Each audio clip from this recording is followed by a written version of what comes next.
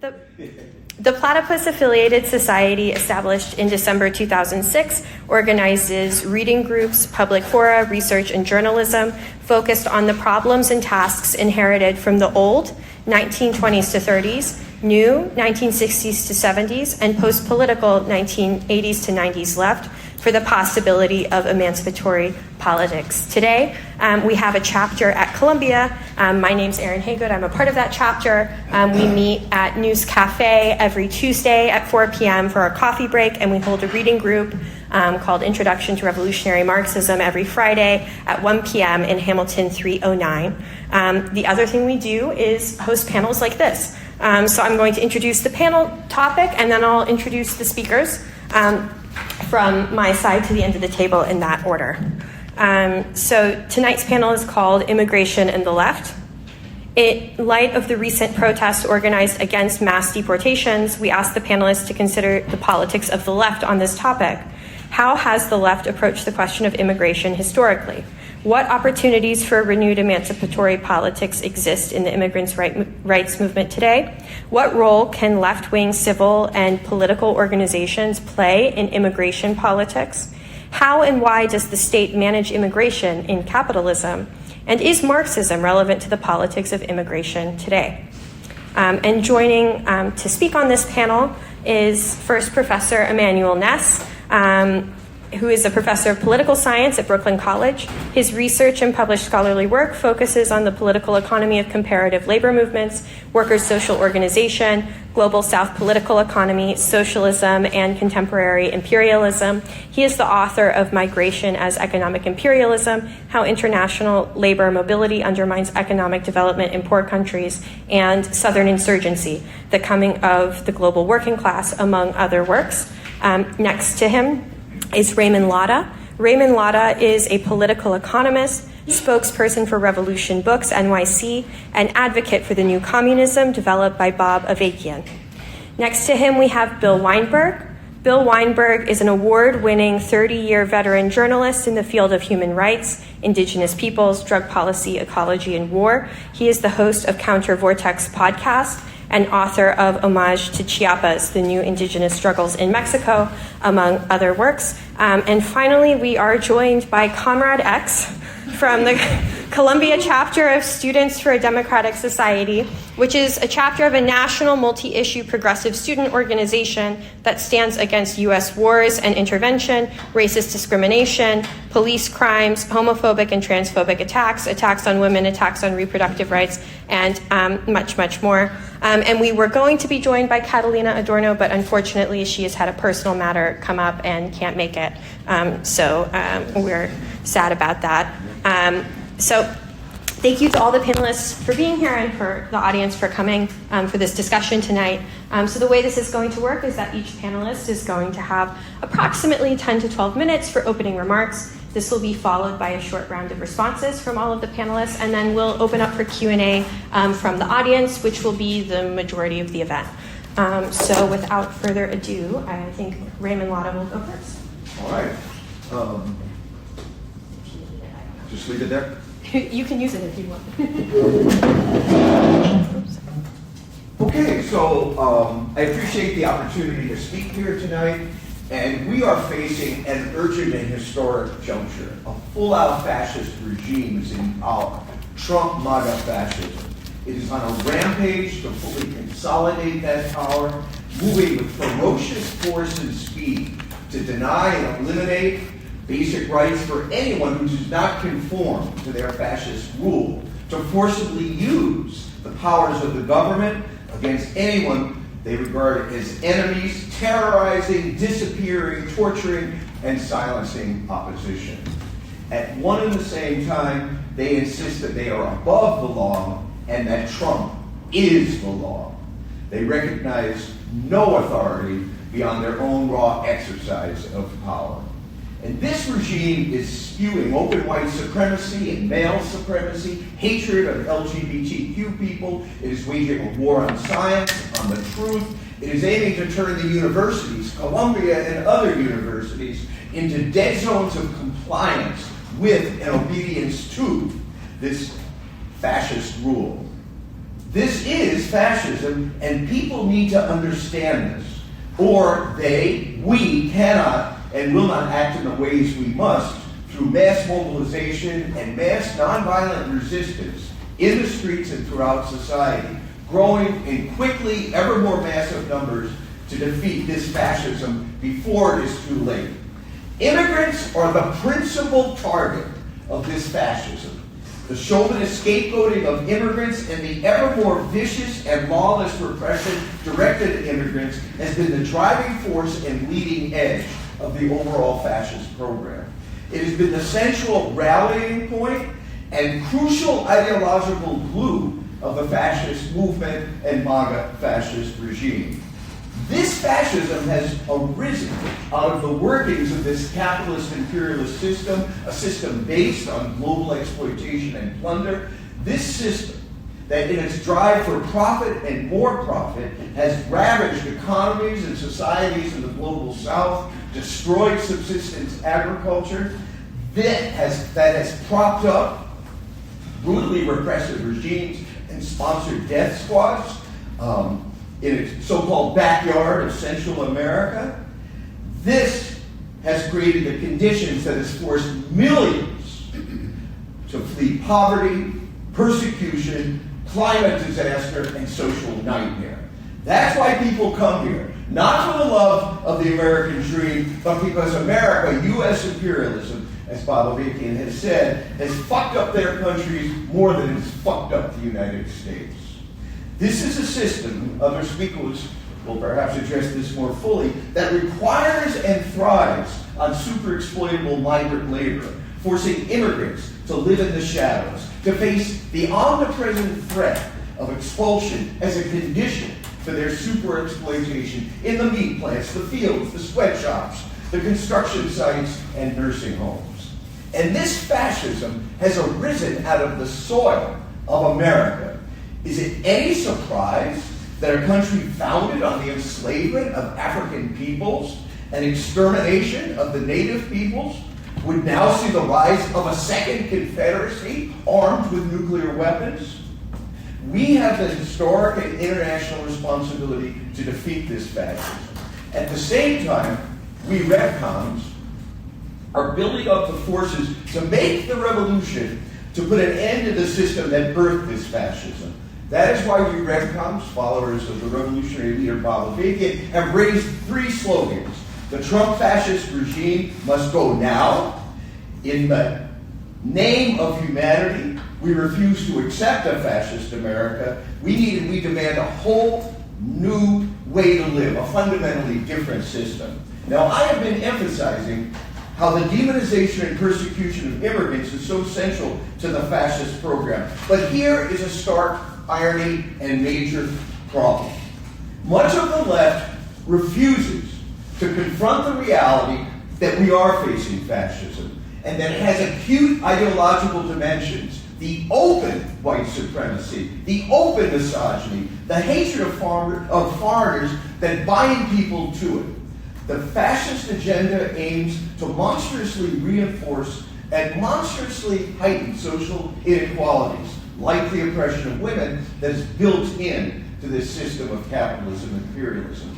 But rather than confronting the reality of this fascism, we see with people like Bernie Sanders and so many other self-described leftists the fixation on billionaires and oligarchs, declaring that the problem is that the system is corrupted by the wealthy, and that we could and should beat Trump at his own game of winning over his social base and people overall by appealing to their material interests, by which they mean narrow economic interests. That we have to unite the 1% against the 99%. But here is an inconvenient truth. Half of the 99% is fascist.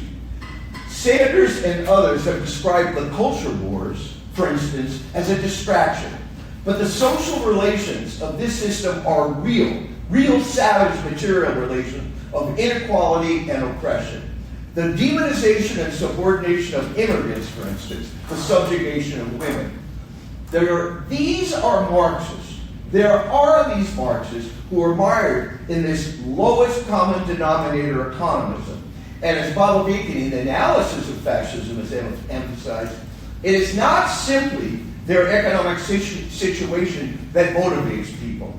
It is also their social position, the social position of the Trump social base that these people are angry about. They're wanting to hold on to privileges of white supremacy, male supremacy, hatred of LGBT people, and of immigrants, especially from countries Trump has labeled shithole countries. Now, as an advocate of the new communism developed by Platypus, who is the only leader in this country even talking about making a real revolution, I want to bring forth to you the understanding that this new communism represents a breakthrough in understanding an approach. That the goal of revolution is not a higher standard of living or worker control over factories or a working class republic. No, it is something far more profound and radical. The abolition of all class distinctions, the abolition of all the production relations on which those class distinctions rest, all the social relations that correspond to those production relations, like the oppression of women, and the revolutionization of all the ideas and values that flow from and reinforce these oppressive relations. So we have to take on racism, misogyny, the xenophobia frontally. We have to defend the rights and lives of immigrants. We have to win people to see that no human being is illegal. We have to rally the half of this country that is made up of decent people who hate injustice to say no to all the horrors of this regime and to become part of a massive movement of nonviolent resistance to drive this regime from power. Now, a cornerstone of the new communism is internationalism. This is about a revolution to emancipate all of humanity, to create a society and world without exploitation and oppression. Now, to make, not to make America a better place, but to overthrow this system and take this beast off the backs of humanity as the crucial first step of getting to a radically different and far better world. This is not about a new deal of social progress. Because if you are talking about redistributing the wealth, you are taking imperialism as a given. You are fighting to establish a better share of the spoils of imperialism. This is about a movement for revolution that trains people to understand that American lives are not more important than other people's lives, and that imbues people with the understanding that there is nothing, and I repeat, nothing sacred about the borders of this country. We RevCons are taking up the urgent fight against fascism. We are also preparing the ground for revolution. There is a strategy for this revolution, and there is a vision for a truly liberating society that is set forth in this Constitution for the new socialist republic in North America. This revolution, in overthrowing the old system, this capitalist imperialist system, will establish an economy to meet the material and social needs of people and foster a rich cultural and intellectual life. The new socialist state will give backing to transform society to overcome continuing inequalities. It will be a society with ferment and dissent that will exist on a scale unseen before in history, including opposition to socialism within the new society. A society that will enable people to pursue the truth wherever it leads, and that has the capacity and determination to protect and repair the planet. Day one, we begin to dismantle the military bases of empire that straddle the globe. Day one, we begin to dismantle the global supply chains of exploitation.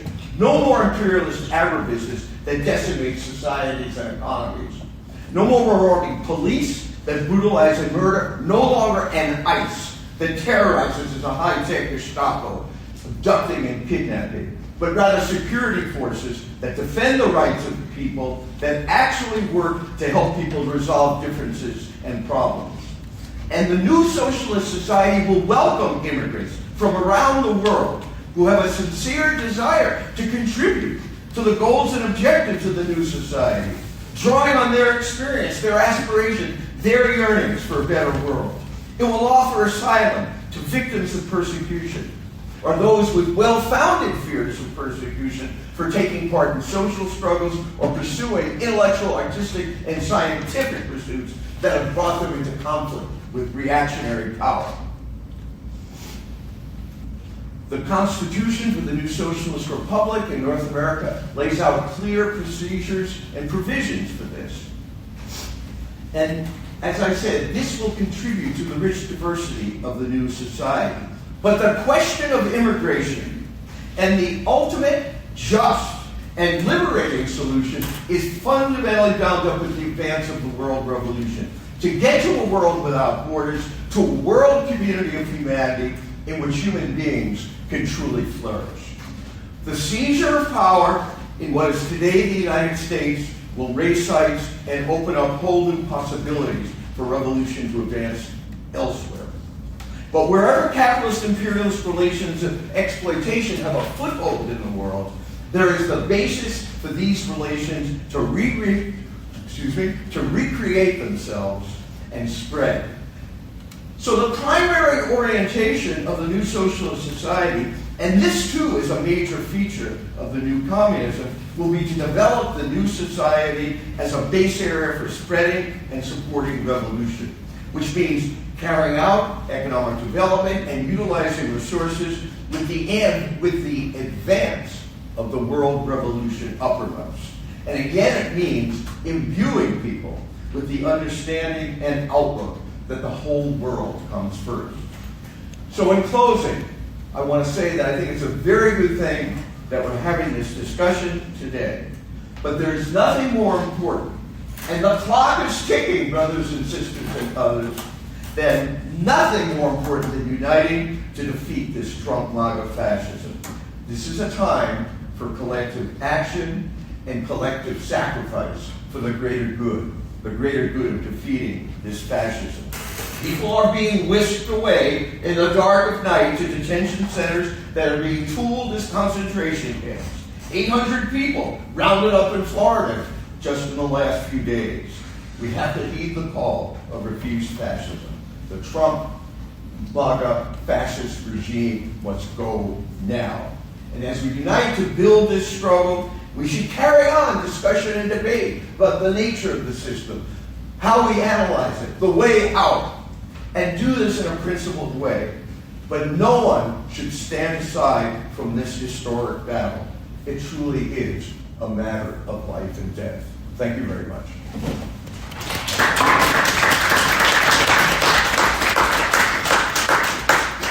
Thanks, Raymond. Bill, do you want to go next? Immanuel?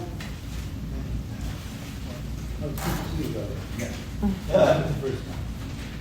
Do you want me to go next time? Well, actually, I will answer some of the questions that were raised because I think they are important with respect to the subject today around immigration, or what I would call migration, which I see as a global phenomenon, one that's not just in the United States, but occurs throughout the world.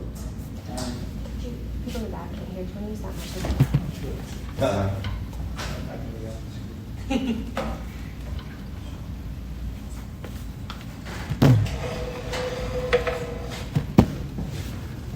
Right. Can people hear me in the back of the room? Mm-hmm.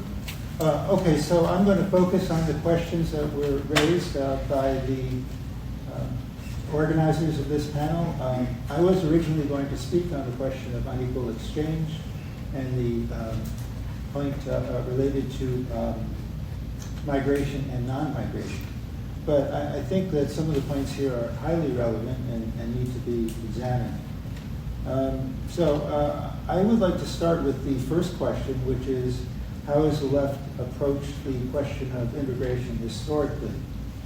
Well, of course, the United States is a settler colonial state to begin with, and perhaps one of the best books to examine on this question has to do with the white working class and the degree to which it actually has benefited as a consequence of the destruction of the Native American population and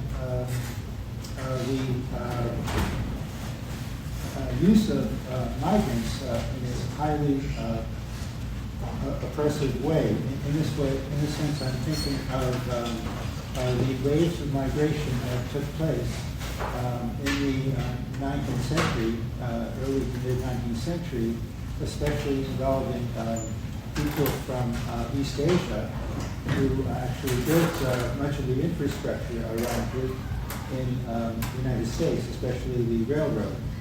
And most of those workers were actually denied citizenship, denied the right to stay in the United States, and were deported, many to Latin America and South America. Some went home and so forth, and some stayed if they could. I guess I don't have really a positive thing to say about the degree to which there has been a mobilization on the left on the question of migration and the oppression of migrants. If we actually did have migration, mobilization, historically, one has to provide examples. And I suppose the best example would be the foundation of the industrial workers of the world in the first two decades of the 20th century, followed by the Communist Party of the United States, CPUSA. And they were the ones that were defending migrants against oppression to a great degree. So the book I was referring to is by J. Sakai. It's sort of a cult book that I recommend everybody to read because you get a certain sense of the degree to which racism and hatred pervades throughout the United States. And it has to do with white nationalism in this country. And actually that's one of the major themes that I think we need to address if we're going to talk about migration. The CPUSA, and perhaps some other groups as well, but that's the most well-known, was engaged in protecting the rights of migrants, especially migrants from the global south, as well as people of color and from throughout the world. As we all know, between the 1920s and the 1950s, there really wasn't any migration in the United States, migration to the United States, except for maybe Nazis after the Second World War. The first Migration Act, I think, was in 1955. Excuse me. And then you had the Hart-Celler Act of 1964 under Lyndon Johnson that opened up migration to all nationalities on an equal basis, relatively speaking. But the United States has historically, as was just pointed out, kept migrants out of the United States to a certain degree. I think the United States has used migrants when they needed to for labor, and at other times they have exploited them. And there is a sort of a vicious cycle that takes place. And when we look at capital in that context, I think there are different elements of capital. There's the national capitalist class. There's international capitalists, finance capitalists, etc. And they all have different interests. High tech is very much interested in actually migration, and that is supported by Donald Trump. Who are the migrants that the H-1B program for IT workers, pharmaceutical workers, biotechnology workers, business service workers? Who are these people? Well, they're high-skilled migrants. And actually, Trump has advocated for the increase in the number of those migrants. The second point, I think, that actually comes to everybody's mind, if you've read about it, is the really strange effort to, I don't know how to put this, the effort by Donald Trump and the administration to allow Afrikaners in South Africa to come to the United States because of discrimination. Essentially a white population that is privileged, relatively speaking, but highly privileged compared to the vast majority of South Africans, black South Africans. And so this certainly gives you, as was pointed out earlier, a certain sense of the racial aspect to migration historically. Now, the second group of migrants, aside from people who become citizens or don't become citizens and get expelled in the United States, are low-wage workers, and these are primarily, well, there's a long tradition of low-wage workers, I guess from the early 20th century, and then again from the 1960s, that came to the United States to engage in very arduous industrial work, as well as construction more recently. As we all know, the migrant farm workers are a very large category of workers who come to the United States, actually, by the way, legally to the United States for the most part, and they have to go back home. We refer to this as a kind of migration that is temporary in nature as opposed to permanent. I think big capital would like to create a temporary migration system. I think this is the case over the last 20 years or so, and I don't think there has been much pushback from the left, the broadly speaking left. The pushback has come from populists, right-wing populists. Donald Trump is only one of them. There are many others, so I would not. Certainly, this is a specific moment of high levels of threats toward migrants and many other people with deportation on the basis of their politics and protests, as we've seen at universities in the United States. But if we look at the president since George W. Bush, that would be Obama, starting with Obama, they've deported more people than I think Trump did. So I think that's something that we should remember. And I mean, there are a number of groups in the Southwest and elsewhere that have tried to defend migrant workers on the Mexican-U.S. border, New Mexico, California, etc. But I don't really think it has a great degree of traction, or it hasn't had one yet. So I don't really see that taking place. The other point would be, yes, we do have a lot of immigration justice groups, but most of them are advocacy groups. And there is a very big difference between being an advocacy group and an organizing group. I think that's one of the problems with the American left as a whole, where you have these figureheads who become advocates for migration, and maybe they'll win a MacArthur Prize, etc. And then really nothing happens. So what we're seeing now is just a vicious kind of anti-immigration rhetoric that is coming from Donald Trump and his acolytes, and also the kinds of expulsion that are based on politics, which I think it's not necessarily unprecedented. It has happened at different times, but it usually wasn't migrants. It was communists and so forth, other people who were opponents of the U.S. state. My time is running out. So I would argue that the state actually has a kind of bifurcated position on the question of migration. They want both high-wage migrants and they want low-wage migrants, and they want to have temporary migration for the low-wage migrants so that they use them when they need them. I think a very important point that I'd like to make is that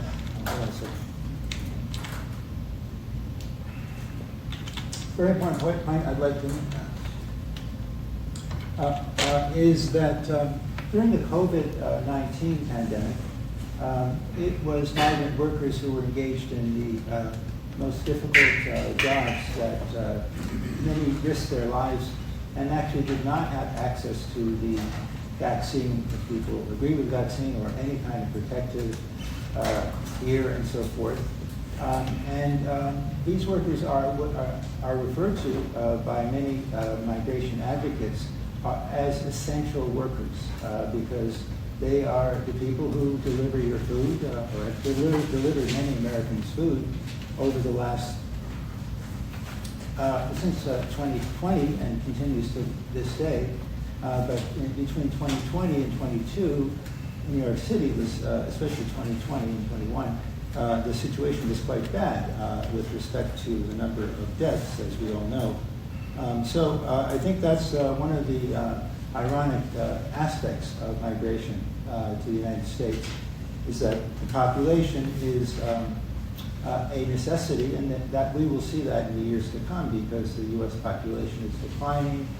Government economists and private economists say that with the decline in migration to the United States, the economy will become inflationary and so forth because there's a shortage of workers, which is absolutely true.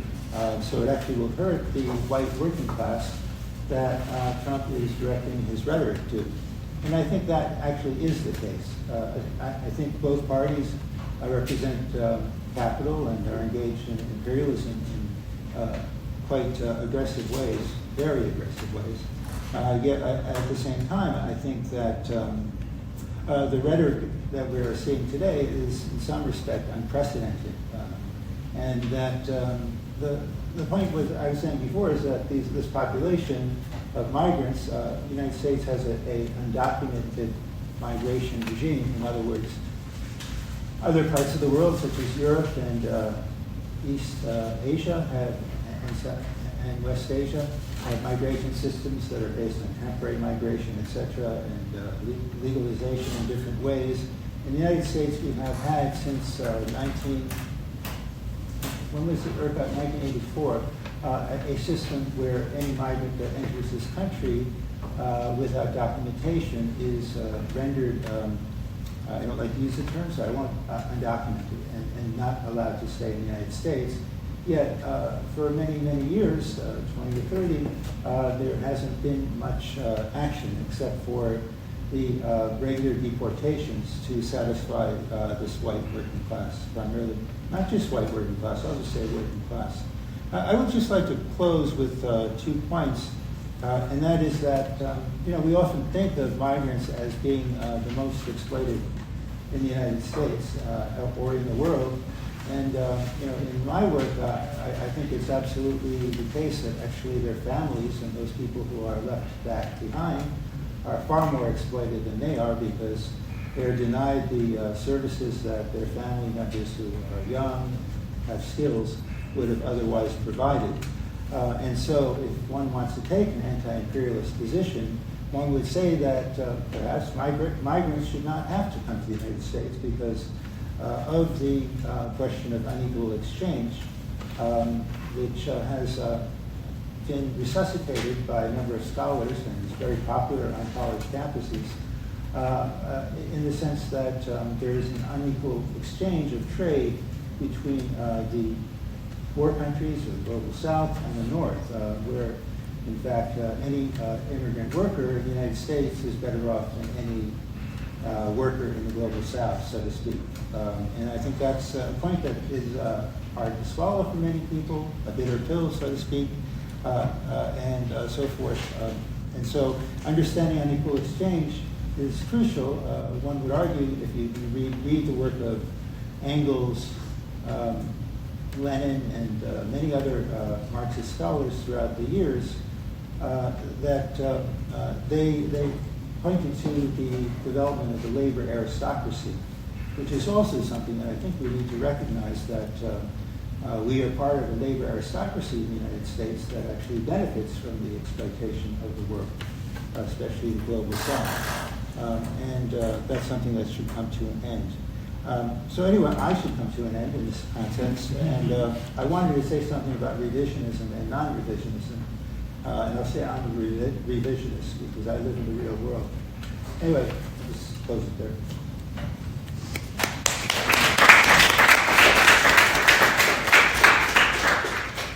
You want the microphone? No, I'm sorry. Okay. All right, I'm afraid some of what I have to say may come across a little bit confrontational.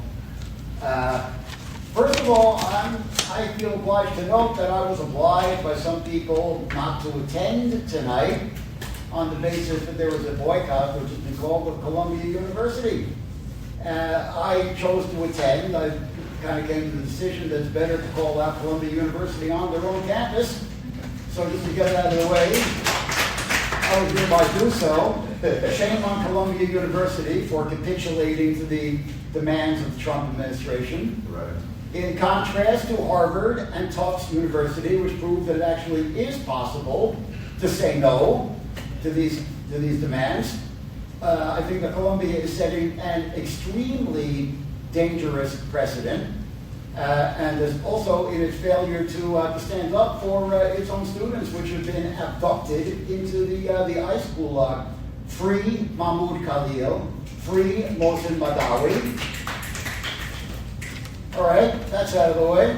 The whole question of immigration and detention and habeas corpus rights are central to the Trump project, which I agree is a fascist project, and central to what we have to be opposing now. The CCOT, this new prison gulag which has been established in El Salvador, is being used as Trump's concentration camp system. A camp established for migrants at Guantanamo Bay earlier in his administration, or his regime, has now been shut down, but this is not a victory. They really opted for the CCOT instead, using El Salvador as a proxy detention state. And this is where it begins. If you have studied the history of European fascism between 1922 and 1945, I argue that we are in a potentially pre-genocidal situation in this country. Hitler had deportation to the east. Trump now has deportation to the south. Hitler had deportation to concentration camps established in Poland. Trump has deportation to a detention system in El Salvador. Both targeting an officially stigmatized sector of populace, Jews, then Latin American immigrants here and now. Now, of course, Trump's detention program is not nearly at the level that Hitler's was, but neither was Hitler's when it began in 1938. It only escalated to genocide later. The first deportations of Jews from Germany to Poland began in 1938, when some 50,000 Jewish immigrants with Polish citizenship living in Germany were expelled across the border. It was only in 1941 that Jews started to be deported by the millions to extermination camps in a Nazi-occupied Poland. And lest you think that it is glib to be talking about genocide, let me remind you that El Salvador was the scene of a genocide as recently as 40 years ago, in the 1980s, when there were serial massacres, aerial bombardments with napalm, as well as incendiary bombs against defenseless villages under intimate Pentagon direction, with some 70,000 civilians killed across the years of the 1980s. Remember? And significantly, it is in these deportations that to El Salvador that the push is finally coming to shove, and the Trump regime is defying the judiciary, which, if he continues to get away with it, could mean that we are no longer living in a democracy in the United States. We are entering a dictatorship where there are no checks on executive power. Invocation of the Insurrection Act, which is officially under consideration. He actually issued an executive order on the first day, January 20th, calling for a joint Pentagon Homeland Security study on whether to invoke the Insurrection Act in the name of the fictitious invasion of immigrants, combating the fictitious invasion of immigrants. This could also be a decisive step toward the toward the brink of an outright dictatorship, which is why resistance is so critical now, because we are right at the edge. Now, there is the good news, for instance, was last Friday, the Trump administration walked back its, in response to public outcry and protest, walked back its plan to cancel the visas, 1,500 student visas. So they're at the point now where they are testing the waters to see how much they can get away with. I believe that Trump and his regime are fascist. I believe their program is fascist, but I don't believe that we are living in a fascist state yet. We are approaching the brink of dictatorship. We have not gone over the brink yet. And it's going to become much more dangerous to resist and to protest once we've gone over that brink. So it's extremely critical that we do so now. The whole question of how to do so now, this is a kind of a tricky one. I was initially very demoralized by the lack of protest when, after Trump's inauguration this time around, compared to what we saw back in 2017 when there was a huge outcry. But now, finally, protest is beginning to emerge, and I am extremely heartened by the so-called 50-51 movement. I consider that to be a significant sign of hope.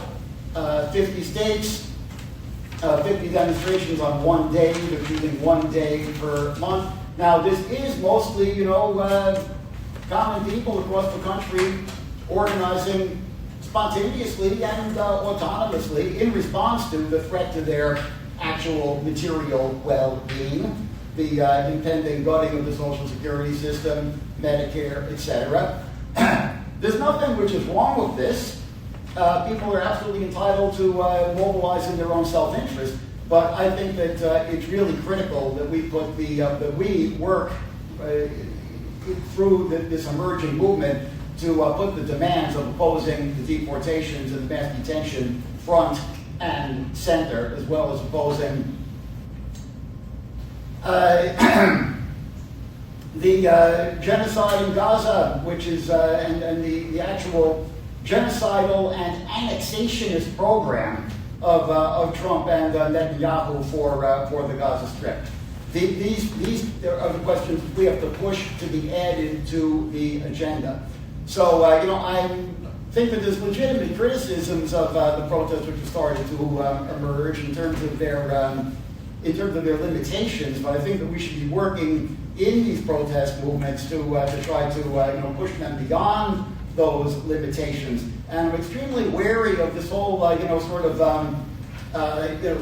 than thou bashing or sneering of the notion of resistance, as if resistance were a bad word, and that anything that falls short of our position of purity should really be dismissed. I think that this is extremely dangerous.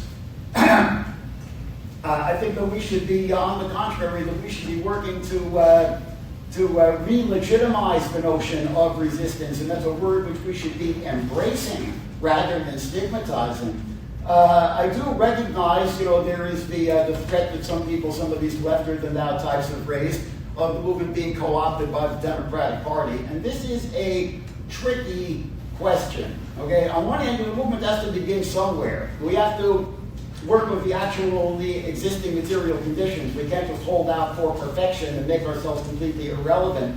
But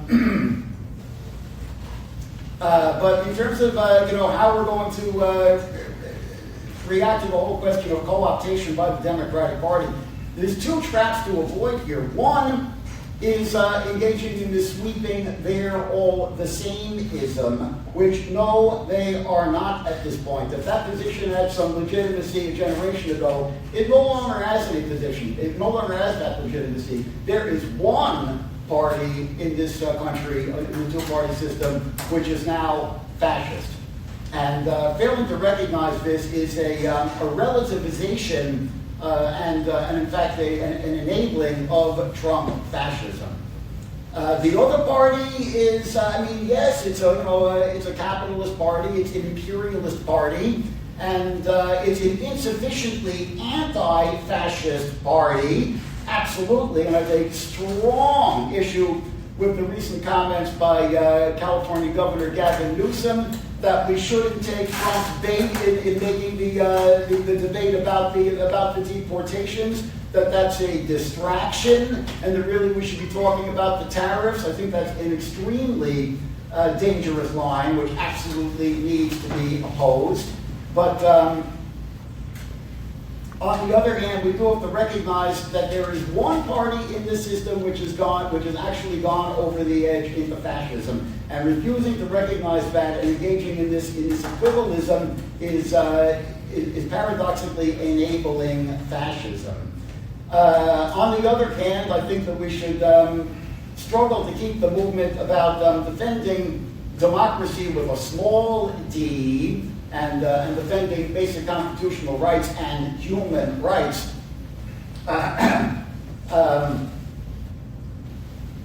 and resist any efforts by the Democratic Party to co-opt the movement into a vehicle for its own party building ambitions. And similarly, with all due respect to our friend from Revolution Books, I think that we should take exactly the same stance towards the parties of the sectarian left, of which the Revolutionary Communist Party is not the worst. I would have to say that the worst is the Party for Socialism and Liberation, the very ironically named Party for Socialism and Liberation, which actually rallies around oppressive capitalist and imperialist regimes such as that of Vladimir Putin, and ironically is actually has points of unity with Trumpism in terms of their acquiescence of the annexationist and genocidal agenda of Vladimir Putin in Ukraine. So I think that we've got a lot to grapple with and to discuss and work out amongst ourselves at this moment. But the responsibilities on our shoulders at this moment in this country are really, really very, very big, very, very serious, and we're really, really in a very critical moment. I'm just going to say one last cranky confrontational thing, which is that I don't know if Chris Catrone is joining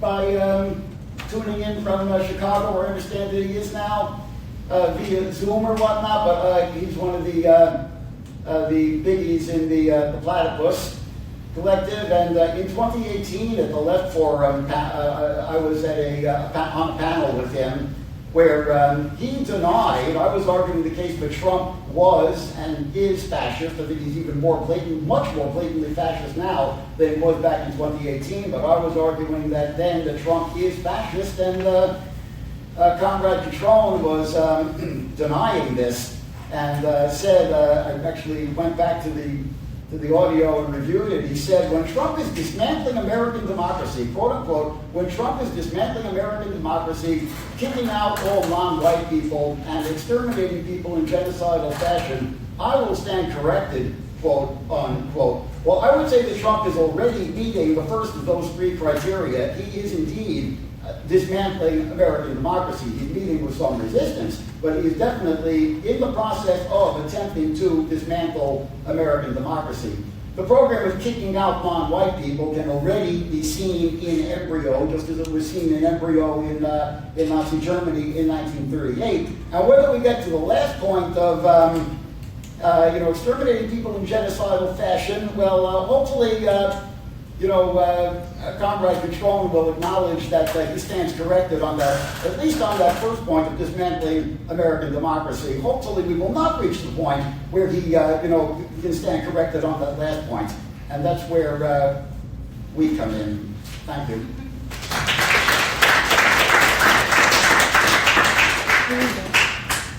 Yeah. Comrade X. Okay, so I prepared some answers for the questions that were offered so gracefully, by Platypus, as opposed to opening remarks. So I'm going to go through some of the questions that good questions about. But I wanted to start off with the importance of countering a view that's often put forth by some members of the left, and especially liberals, which is the one that is immigration is beautiful. The immigration is a beautiful process. A beautiful process. Can you repeat? That immigration is a beautiful process. Okay.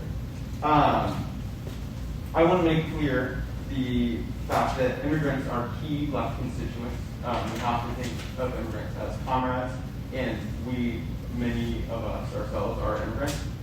And we have to be very diligent in our fight against chauvinism within the U.S., against xenophobia, against any kind of repression and action, both by the grassroots and the state, towards immigrants and migrant laborers. But it's really important to recognize that for a lot of people, immigration is not a peaceful process. It has incredibly violent impetuses. It's often a response to state violence. It's a response to grassroots violence. It involves processes of family separation.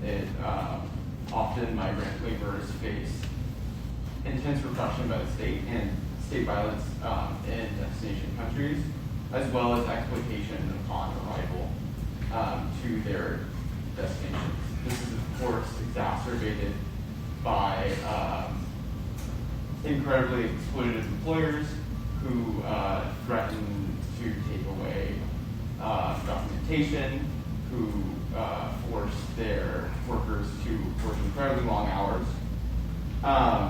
And I want to be clear that this view is one that has been historically pushed by a lot of liberal development organizations, such as the World Bank, IMF, OECD, and UN institutions,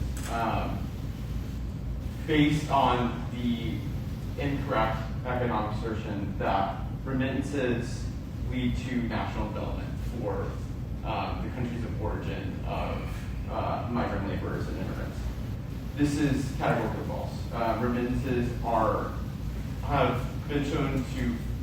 have not been shown to build national economies, to meet human needs and social needs.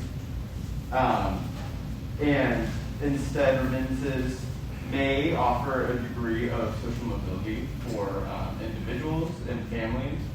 It may allow the families of a migrant worker to purchase a small business or land or send children to university. However, remittances are not a viable strategy for national development. On the whole, these remittances increase inequalities between those people who are able to receive remittances and those who are not. As well as the fact that these remittances just fundamentally are not funneled into national infrastructure development. When these workers leave, both unskilled and skilled workers, they take a vital part of the workforce of many origin countries and prevent robust national development that needs a large pool of labor economy.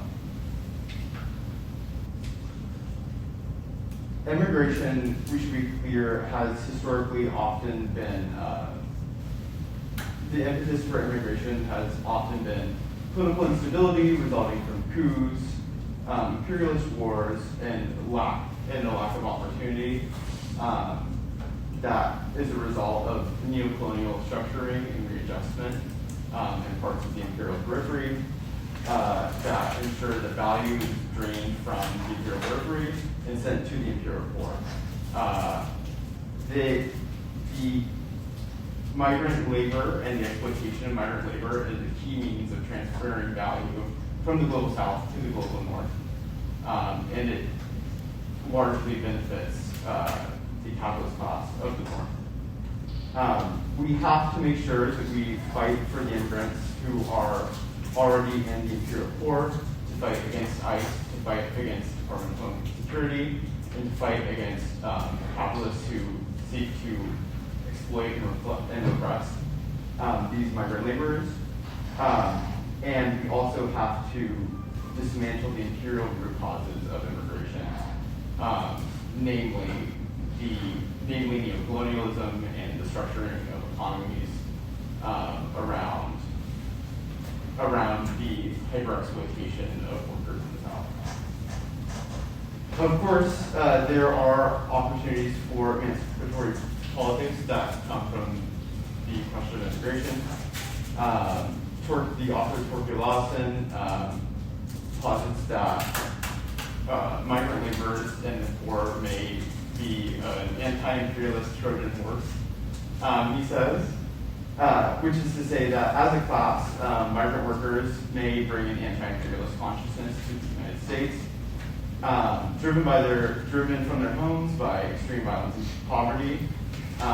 These workers are often coming to the United States out of desperation and an inability to stay in their homes, rather than any kind of belief in American exceptionalism or a desire for the freedoms of America. These migrant workers, upon arrival, face extreme exploitation and fascist repression that would likely often lead them to align with their states of origin as opposed to their states of destination, who are, of course, engaging in fascist repression across the United States and much of Western Europe.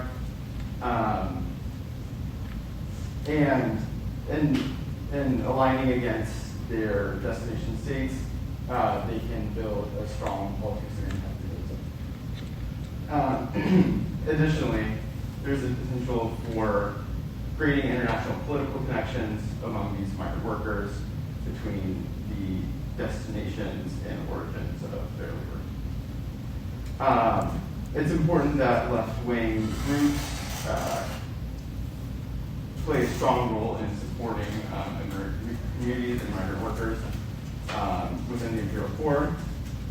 There are a number of instances of organizations doing so. Rapid response is an incredibly important tool in this movement.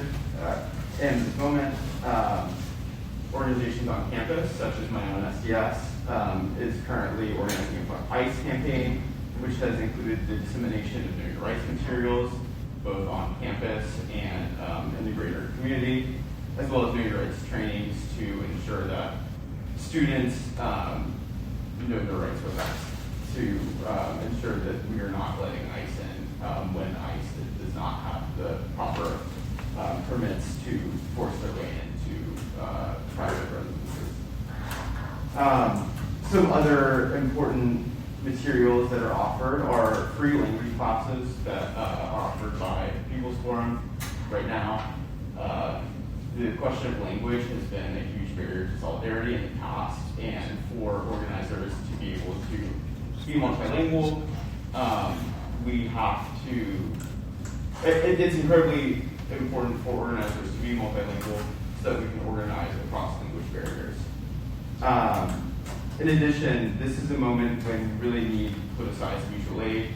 A lot of times, mutual aid and political organizing are counterposed, as though mutual aid cannot be political, and as though organizing cannot include mutual aid, but it's important that we do both.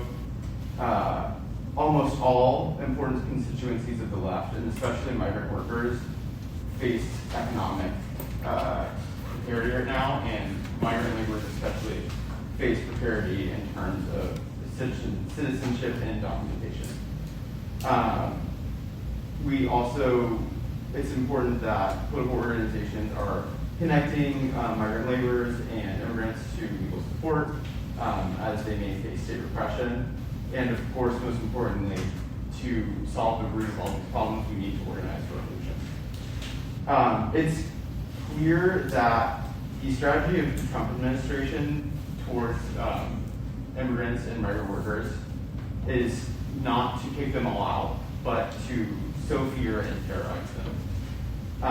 Trump is currently on track to deport about 500,000 people in the first year of his presidency, which is about 200,000 people less than Biden did in his first year, which was 685,000. Of course, an important part of this decrease is demilitarization of the border and the resulting decrease in entries at the borders of the United States. This is not to say in any way that Trump is somehow easing up on migrants. Instead, an important strategy of the Trump administration is, again, to sow fear and terror. The U.S. economy cannot survive without the super exploitation of migrant workers.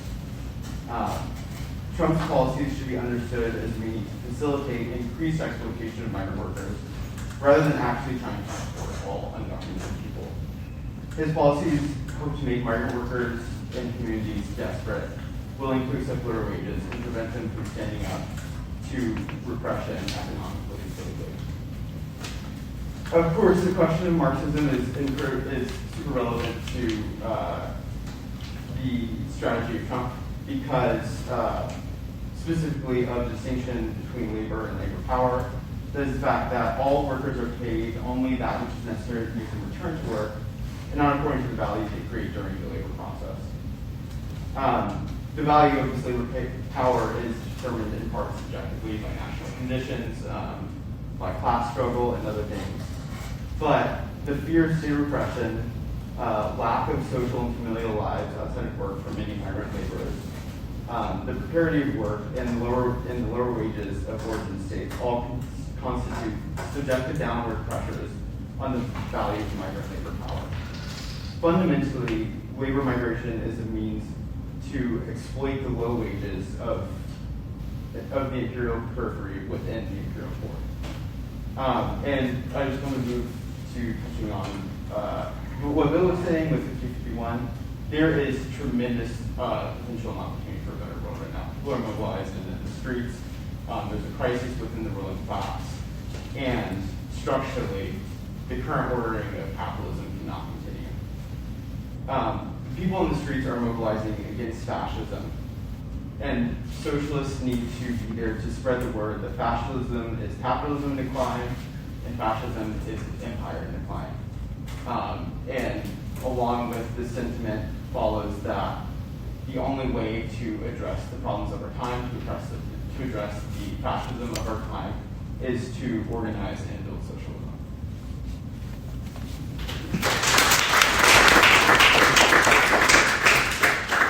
Okay, thank you to all our panelists. We're going to give you, just in the same order you spoke, just a few minutes to respond, but let's try and keep it short so we can go to the audience questions. So, Raymond, do you want to go first?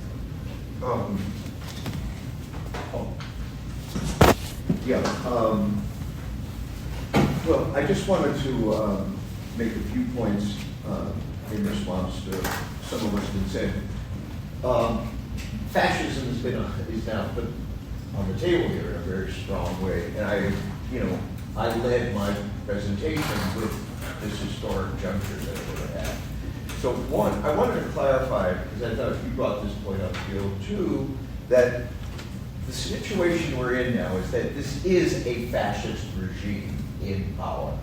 And it is a fascist regime because it is moving, right, to carry out capitalist imperialist rule in a naked, aggressive form in which it is dispensing with and shredding the pretense of democratic rights and shredding the rule of law.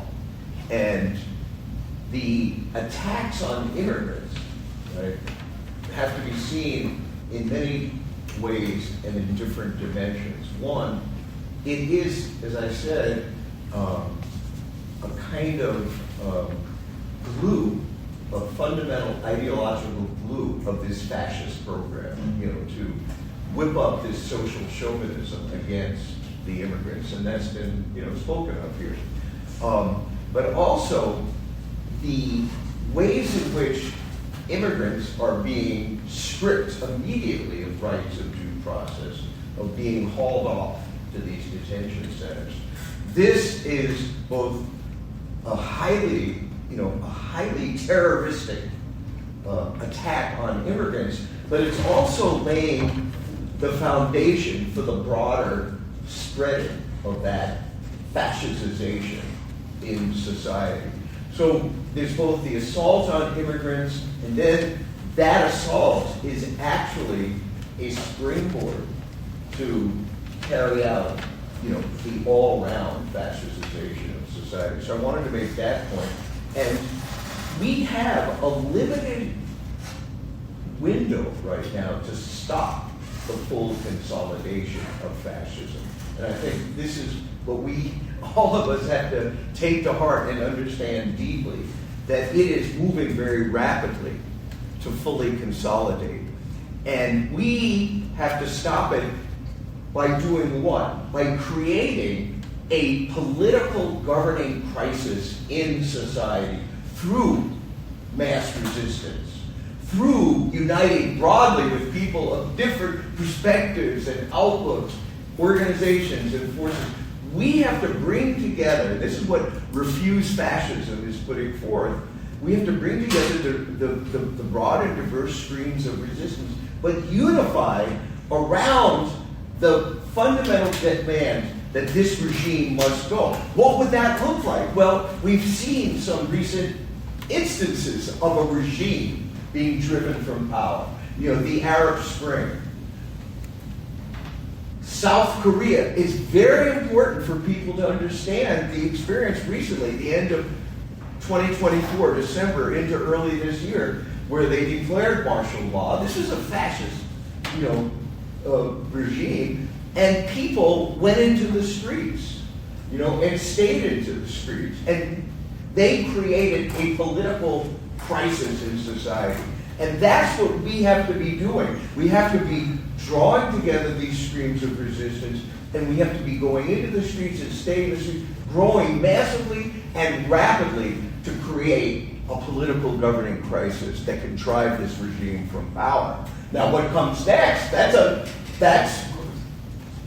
be an historical question to be, to resolve. We, the Revolutionary Communist Party, the RevComs, are working at the same time to prepare the ground for revolution. But right now, the most urgent battle is to drive this regime from power. So I just wanted to clarify that resistance is crucial, but that resistance has to be directed towards the goal of driving that regime from power, and the way it can be driven from power is by creating this kind of governing political crisis based on mass resistance, non-violent, non-compliant, and shaking up every institution of society. And this now is happening in greater, in greater and more impactful ways. So I just wanted to speak to that specific, point.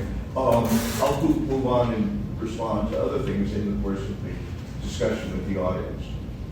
Thank you. I'll talk louder.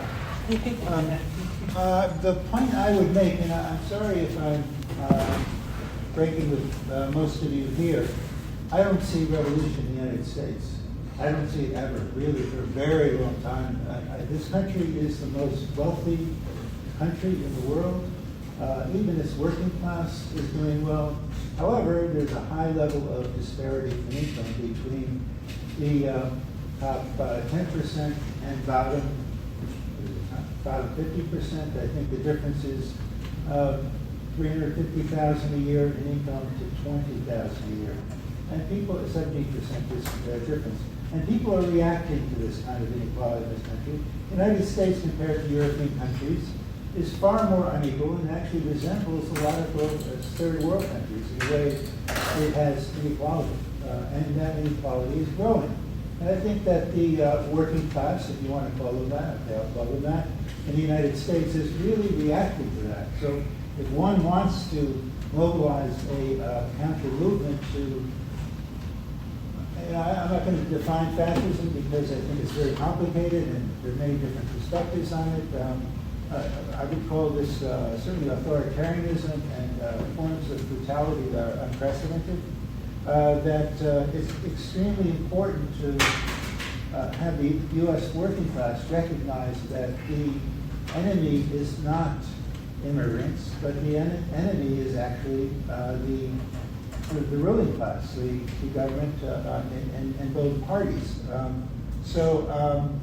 I wanted to make that point very clearly. So I don't see a revolution occurring in the United States. However, I think that what we can do, if we're interested in revolutions, is that we can support revolutionary movements in the global South, weak links, as Lenin put it, or we can support socialist states in the global South. which in my view continue to exist. They existed in the past, they exist today, and they will exist in the future. I won't get into that at the moment, but I think that's, one answer. So how do we express solidarity? I think that requires organization and so forth. We shouldn't have immigrants fighting for themselves in this country because they will be arrested, detained, and deported. We have to be the people who support immigrants. And I think that's a crucial point that often goes unrecognized. Yeah, I mean, when you talk about fascism, maybe I think there are elements of fascism in this country, there's no question. And Trump is the avatar of that and promoting it to a great extent. I don't know how long this is going to last. Maybe it'll last a year. In terms of the Trump's power, but I think it will come to a collapse very soon. A year, I give it a year or a little bit over that, or maybe less. At the same time, that should not give us support to do nothing. And so I think that we really need to develop a non-advocacy movement to support people who are being detained and deported, arrested, detained, and deported. I am very concerned with one issue that was brought up, and it's not just immigrants, it's that many of us risk deportation, even if we're citizens. And that actually does provide a threat to many of us, and a great concern. When Trump talks about the communists or Marxists, well, I think he's really talking about liberals. But at the same time, we did have a very long history, periods of time, McCarthyism and so forth, where the left was highly repressed in this country, and we need to protect ourselves as well in this fight. So immigrants require our help, and we need to unify ourselves to support the fascist programs of the Trump administration. I agree with Bill that there are elements of fascism that are quite great in this country. Well, certainly, they're going after immigrants now because they can. They can deport people who are here illegally, quote unquote. And this is a sector of society which they've been working on, stigmatizing through their propaganda for a very, very long time now. But if they get away with it, it definitely will extend to the rest of us.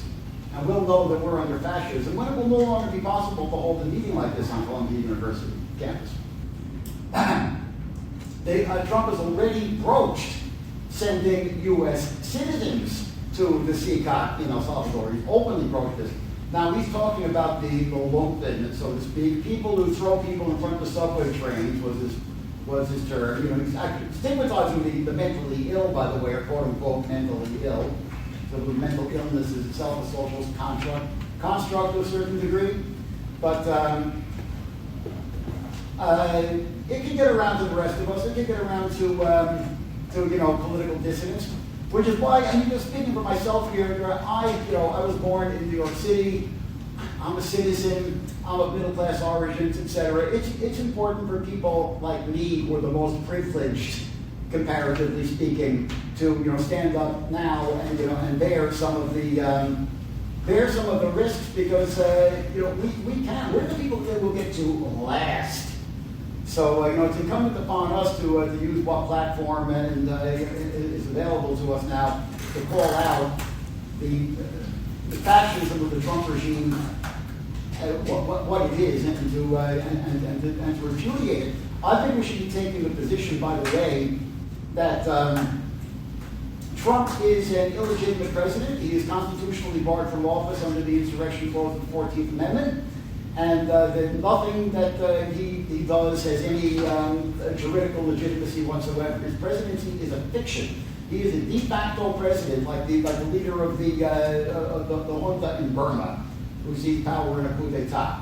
He has no actual legitimate authority. He is a squatter, an illegal occupant of the White House. and that his presidency, not only should he be impeached, his presidency should be annulled.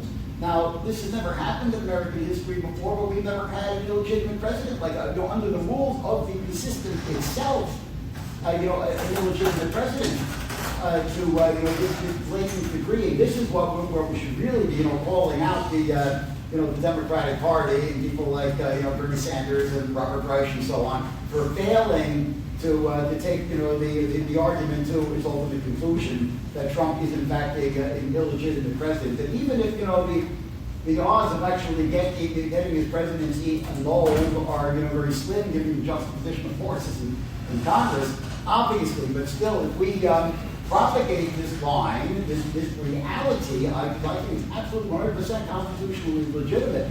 This will empower people of conscience within the federal apparatus, within the security forces, within Homeland Security and the military, and et cetera, to engage in non-cooperation and to refuse to comply with orders for mass roundups and so on.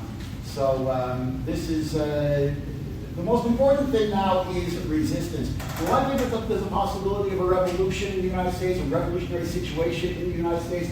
I think that the system is going very, very deeply into crisis right now, and I don't exclude any possibilities. I've called myself an anarchist throughout my life, although I have to, or throughout my adult life, I have to emphasize that I'm a pragmatic anarchist and not a dogmatic one. Nonetheless, I do think that it's possible that in the years to come, we're going to be in a situation where we can actually be building parallel power from below and actually building political power and moving beyond resistance to revolution. I'm a great divergence from the program of Baba Vega, and I'll just get that out of the way and say it. But in any event, there's also a tendency to be very glib in, lefties to be very glib in their talk about imminent revolution and putting off and, revolution and or any kind of social engagement until after the revolution in this kind of pie in the sky way, which is extremely unhelpful, especially in this moment. And the thing to be talking about now, first and foremost, is resistance and actually upholding democratic norms and constitutional rights. I'm going to lose the microphone so I can get there's a disability. Okay. Yeah, I think I would have to disagree with the idea that Trumpism may only be around for another year or so. I think Trumpism is very much a reflection of a U.S. empire that is in sharp decline. I think that for the first time in several decades, a counter-hegemonic bloc is arising within the world, taking the form of BRICS. We needn't agree whether this could potentially represent a progressive socialist force or simply a counter-hegemonic bloc. The important thing is that there is a counter-hegemonic force in the world. And notably, unlike the Soviet Union and the Eastern Bloc of the 20th century, this is a counter-hegemonic force which has real economic backing behind it. The states which comprise BRICS are incredibly economically powerful and represent some of the most industrialized countries within the world and have some of the most labor power within the world. Unlike the revolutionary sentiment of the mid to late 20th century that was largely, again, based on revolutionary sentiment, the counter-hegemonic force today is rooted in economic strength that in the achievement of technological capabilities that potentially even surpass the current imperial order, has the ability to break with neocolonialism and overcome the American empire in a way that the former left bloc of the 20th century is not. Importantly, the resistance of Palestinians in the face of genocide demonstrates the mortality of the U.S. empire. Israel represents a testing ground for the most advanced techniques and technologies of the American empire. And even in the face of the most advanced forces for empire, Palestinians are continuing their struggle and have not been defeated. by the Israeli state. In addition, solidarity struggles that exist within the United States have the ability to hasten the imperial decline of the American empire by attacking the system from the belly of the beast. And I think that whether or not revolution takes the form that it has historically, this fascism we're seeing, I have a hard time believing has any. It does not have any reconciliation outside of a strong left movement that takes power in the name of the working poor and oppressed people of the world. And a world without the American empire as it exists right now creates a number of possibilities for a radically better world unlike ever seen before. Okay, let's open it up to the room. If people have questions. Yeah, I see. Okay, we've got the first question right over here with you. Yeah, I mean, I'm pretty much overwhelmed by some of the really spurious statements I've been hearing from the panel. I don't know where to begin, but I can begin with Ray. I don't think we're in a fascist country, a fascist state. Fascism and authoritarianism are not the same thing. Fascism has certain historical characteristics, none of which Trump needs. There are no stormtroopers, there's no Führer principle, there's no highly articulated anti-democratic theory, all of which comprise fascism. And I certainly don't agree that half the population is fascist. I think that's really an outrageous statement. And if you're opposed to economic redistribution, does that mean that you oppose strikes for higher wages? Because that merely comes out of the pockets of the third world. I mean, that's about as profoundly anti-working class statement as you can get. And didn't the RU back Kamala Harris in the last election? Am I mistaken in that? Was the RU exist? Well, the Rev Commons. No, Bob, actually is the answer, no. didn't. No. What are you asking whether the Revolutionary Communist Party backed Harris? Yeah. No. Why would we be backing a genocidal candidate? I'm sorry, that was misinformed. But Bill seems to think that Democrats are an anti-fascist force. I said they're insufficiently anti-fascist is what I said. But they are anti-fascist. No, they're non-fascist. They're non-fascist.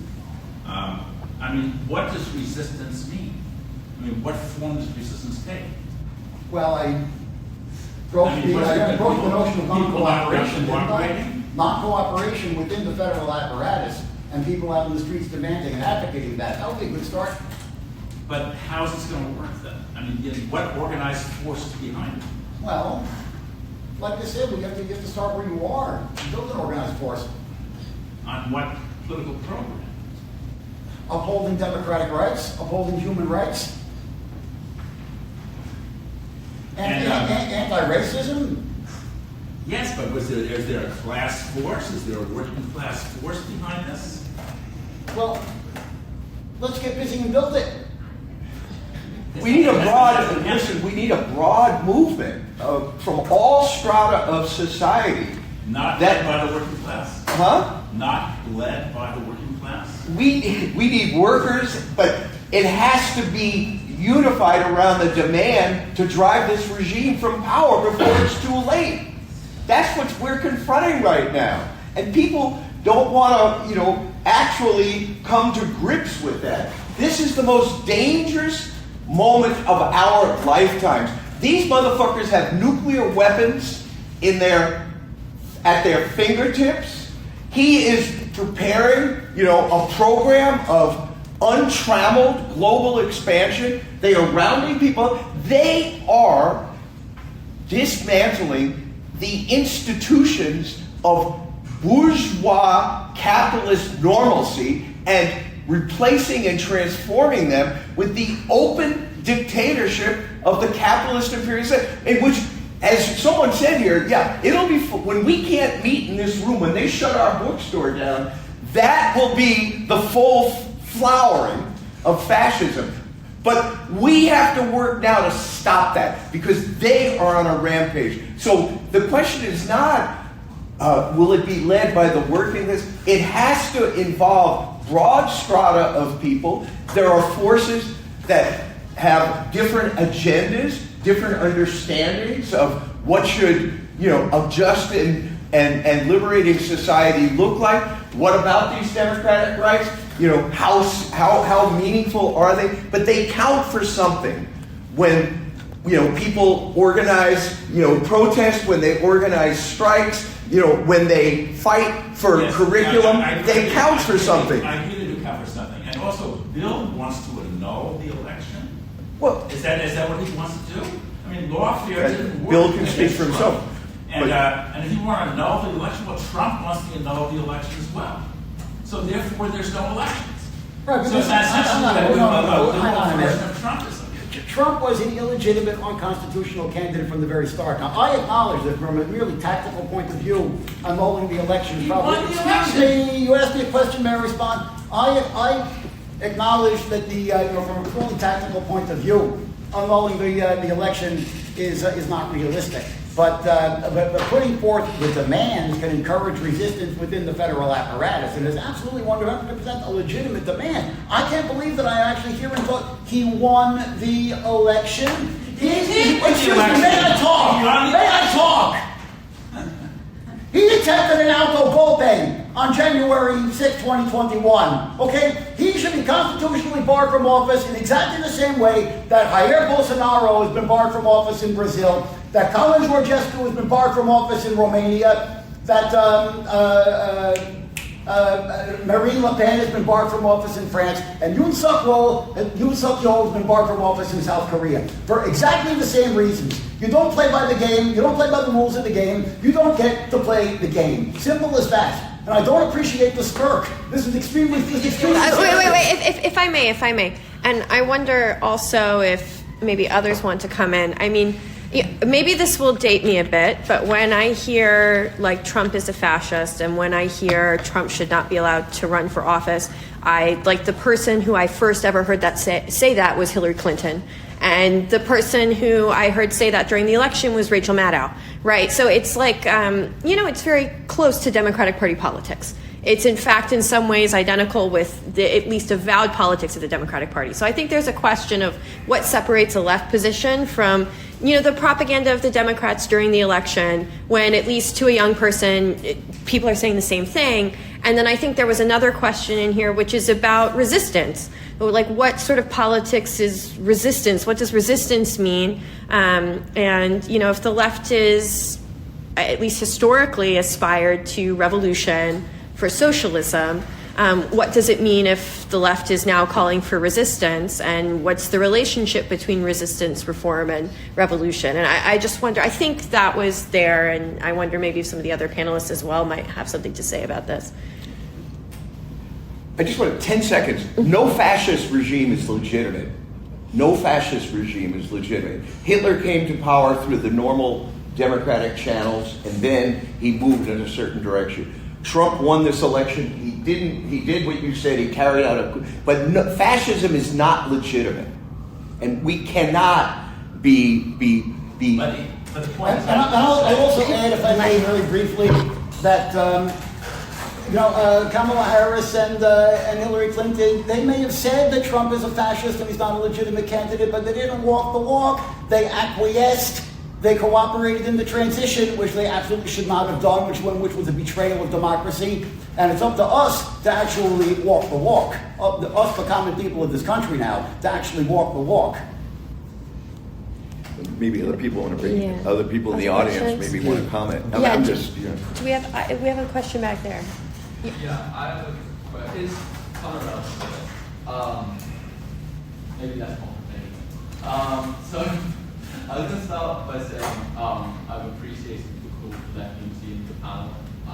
I think my experience in the student movement, right, as part of a group, SDS, Columbia, which is members of PSL, or Marxists, general socialists, anarchists like myself, all kind of united, has shown the capacity to this, at least in student movement, particularly around pro-Palestine movement that we've seen, which has really bridged sectarian gaps in the left.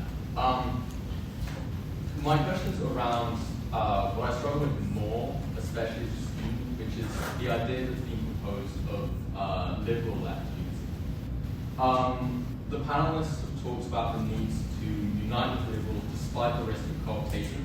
But what I worry about is outright sabotage by liberals of our movements. To just give 2 examples of this from the student movement in Columbia. Today it came out that multiple Columbia University trustees conspired in the adoption of our students with the Trump administration. It seems by advising the Trump administration on how exactly they should be doing these instructions. The Columbia University trustees are massive donors to the Democratic Party, and though they rule over this place like an oligarchy, they are by and large liberals. I think you can very easily call them liberals. Moreover, on Thursday and Friday last week, we were meant to see a massive encampment launched on campus.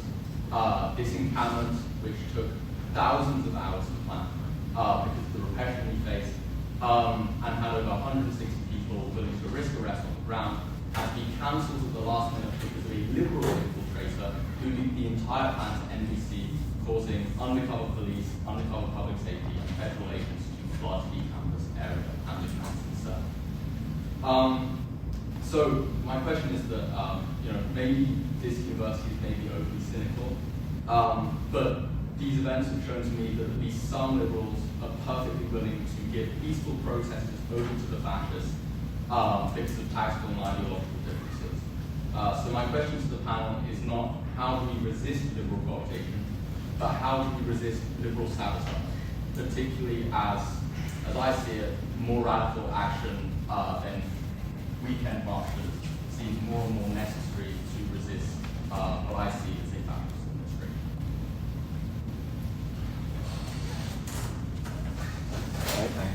I'm sorry, but I have trouble hearing something. So, He's saying that's, how do we resist liberal sabotage, right? In this environment.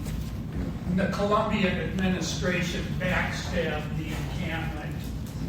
Well, And turned the students over to the liberal media, NBC News, right? Well, the Columbia administration helped the Trump administration. Columbia trustees helped the Trump administration adopt students. These trustees are massive Democratic donors. They are liberals. Additionally, liberal students infiltrated and sold out the plans of the capital in Columbia. So I'm saying these are completely peaceful protesters. How do we expect liberals not to sabotage this in the future? Other people in the audience. I'll just point out that I began my comments by calling out the Columbia administration for capitulating to Trumpism. So, as for the people who sabotage your demonstration, I'm curious on what basis you know that they are liberals, quote unquote. I don't even like that word because it's become meaningless. I don't think there's anybody left in this country who identifies as a liberal. I mean, it's used almost entirely as a word of opprobrium, either by the left or by the right, and increasingly even by the center, which is very telling. So I think we need to be a little bit more rigorous about definitions. In the audience. Okay, is this about? Yeah, go ahead. I mean, first of all, I think it's important to understand that when we're talking about liberal institutions like Columbia University, when you're talking about the Democratic Party, you are talking about institutions that represent this system, and this is a monstrous system. This is a system that requires the state of Israel to serve U.S. imperialist interests in the Middle East so that they can control a strategic part of the world. That's why Democrats and Republicans have both backed Israel increasingly for decades. And that's why, when students rise up against, when people rise up against the state of Israel, they come down with a hammer. There's no democracy, quote unquote, and rights for the people when it comes to people standing up, against this genocide. You're seeing the dictators. You even saw it under Biden, in beginning ways, right? And now you're seeing it even more forcefully. That's what it means when They're taking away green cards and sending people to hellhole prisons in Louisiana and threatening even worse. So I think we have to have two thoughts in our heads at the same time, though. On the one hand, this whole fucking system is monstrous and needs to go. We do need a revolution to overthrow this whole capitalist imperialist system. On the other hand, here you have what is fascism, as Raymond was saying? And I'm also a RevCom, a follower of Bob Avakian, but this is something that, you don't have to agree with that to understand. Fascism is an even more naked, overt dictatorship of that system. And now, part of what fascism means is the fascists are coming down even more forcefully on the people and on their rights, but they're also even targeting their enemies in the ruling class. That's what you see them bringing up heads of universities and for panel hearings in Congress and stuff, right? Taking away Secret Service protection from generals and from Biden and all these people. So we're in a situation where we're going to have to, on the one hand, understand that Democrats will not fight fascism the way it needs to be fought. They're more concerned with the stability of this empire than they are with fighting fascism. We need a revolution to get rid of the whole system. And we're going to have some strange bedfellows right now. In China, just to give an historic example, in China, when they were making a revolution there, they were going up against, the U.S.-backed Kuomintang, nationalist forces or whatever, and who were slaughtering communists, and they were opposing them. But then when the Japanese invaded China, all of a sudden there was a need to unite with these bourgeois nationalist forces against the Japanese invaders, because there was a bigger enemy that you had to confront. So we have to have, that kind of flexibility, right? And I think it's important to understand there's a difference between the liberal ruling class and liberal people. There are tens of millions of people in this country who think Black Lives Matter, who think that, you can even see at the Bernie rally, all those people, when the Palestine protesters interrupted his rally and Bernie just allowed them to get kicked out, the whole crowd started chanting "Free Palestine." There's a lot of people in this country who are liberal people, who are not communists yet, who actually believe Black Lives Matter and Palestinians should be treated as human beings, who think science is real and truth matters. And those are but in terms of they're not won the revolution yet. They need to be won the revolution by people like us. But those are the people we can unite with, and we have to struggle like hell with them right now to come out in the streets, and stop this fascism. So. Manny, did you want to say something? I would say you mentioned the National Democratic Revolution in China, which became the principal contradiction in the 1930s against Japan and the United States. Well, first Japan, and that was a principal contradiction that existed. And after that, it became the fight against the Kuomintang. I would argue very strenuously that we have to look for that principal contradiction that exists today. And, over and over again, I would say it remains the imperialist project, at least for the imperialist countries, and it focuses on Palestine. Once Palestine is liberated, I think it would open up a lot of room for left movements. I mean, Domenico Lacerdo writes about this very passionately. So does Torkel Lawson, who actually worked to fund Rob Banks to fund the revolution. But I think once this issue is addressed, I think that we could probably move on to something else. But I don't think that there's anything more important that we could fight for than Palestine at this moment. And I'm not the only one. We have another question, yes. Yeah. I feel like I'm noticing certain parallels between how we're talking about Trump today and how people on the left have talked about Reagan in the 80s. And I want to bring it back to the topic of immigration a bit. So I feel like that is a certain parallelism that we can see. There's another parallelism in the way that the left seems to have approached issues of, for example, immigration.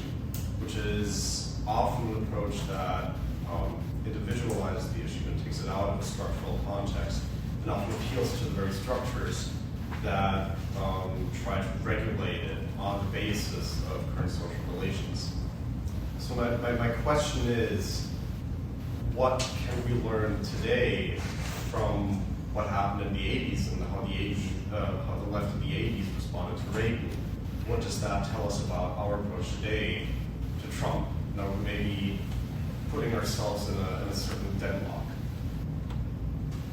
What do you mean by a deadlock? In the sense that we are now in a situation which I think many people in the 80s would have opposed, or we seem to be reconstituting the exact thing that we claim to be opposing. How so? Yeah. In the sense that we have these issues that we're talking about today. So if, let's say, Raymond was a fascist and he brought about fascism. Well, but he wasn't, but go ahead. Are we living in a fascist society already then? What would it mean for Trump to bring about this new fascism? What is different about Trump fascism from the Reagan fascism? Trump is attempting to completely abrogate democratic norms in this country and establish a dictatorship. Reagan was not. A lot of us called Reagan a fascist back in the day, but it was just hyperbole. He wasn't. He was actually in league with fascism internationally. He was imposing fascism in El Salvador, or sub-fascism, as Chomsky called it, third world fascism, quote unquote. Certainly, a fascistic, violent, right-wing, authoritarian, arguably genocidal order in El Salvador and elsewhere in Central America and elsewhere around the world back in the 80s. But the chickens are now coming home to roost here in the belly of the beast in a way which they absolutely were not in the 1980s. Trump has completed the transition of the Republican Party going back to Nixon, through Reagan, through Bush. He has consummated the transformation of the Republican Party into a fully fascist party. And that is what has happened. So if we want to look back on the period of Reagan, this was extreme right-wing politics. I mean, he kicked off his campaign, as people might recall, in Philadelphia, Mississippi, where the civil rights workers were murdered, right? I mean, we don't have to, rehearse the history of that administration. But things have taken a leap with Trump. And, many of the different elements of that have been discussed here, right? I mean, the most important of which is, the shredding of the rule of law, the deployment of the instruments of the state apparatus to impose this agenda, and in ways that has not been the case before. It's a repressive. This is a capitalist dictatorship that we live in, but it maintains certain norms. With the Democratic Party, the other major, ruling party, was able, and the Republicans were able to kind of honor the outcome of elections, right? That is no longer the case with the fascist regime, right? Those norms, or Trump is not recognizing the authority of the courts. This is a sea change.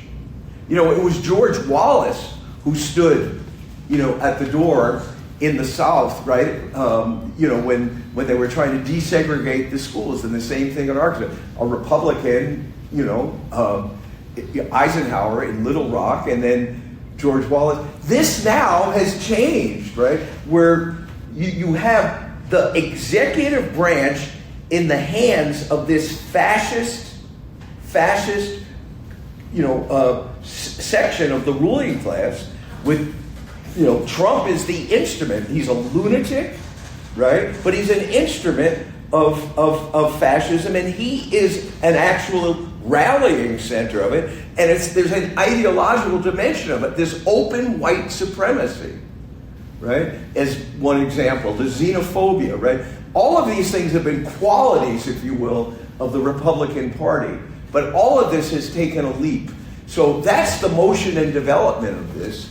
And, you know, there's much more to be said about the international backdrop and the demographic changes in U.S. society that has brought forth this fascism, both as a mass social movement and phenomenon and as a program of a section of the ruling class. We have to understand that fascism has both the coordinates of a shift within the ruling class, where you have a section of the ruling class, the fascists, that don't recognize the legitimacy of the liberal democratic imperialists. Lock her up!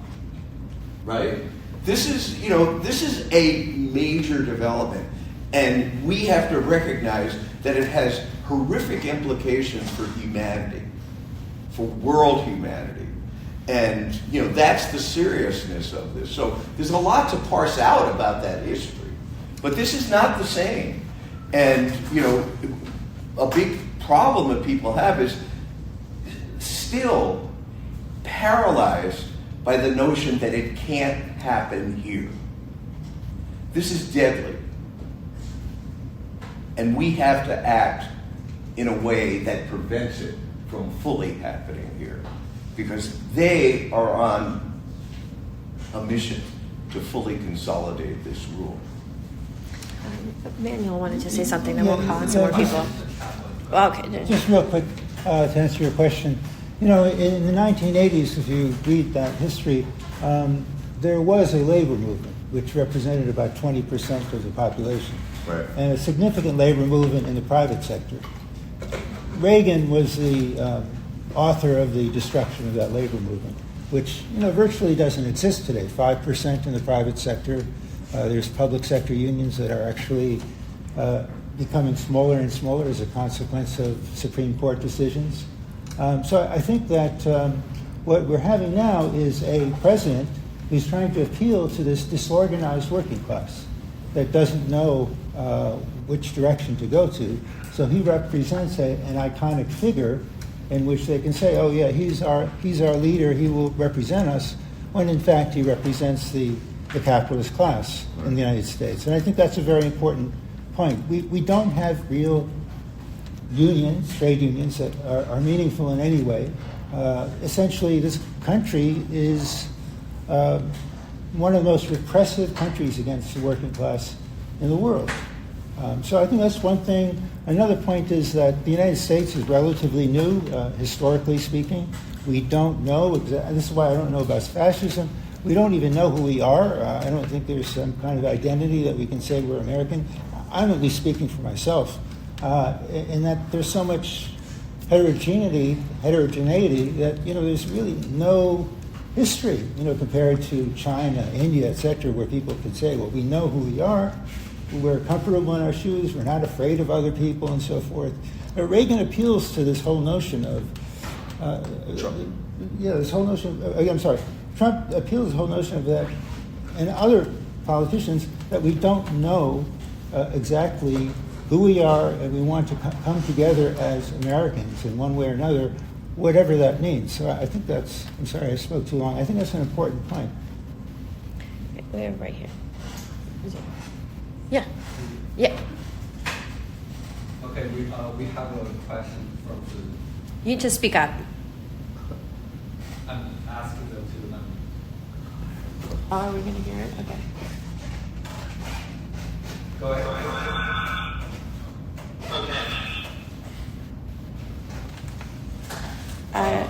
If I don't think if it's not typed, we can't take it. This is not going to work. So if people have I thought it was a typed question, you can read a question.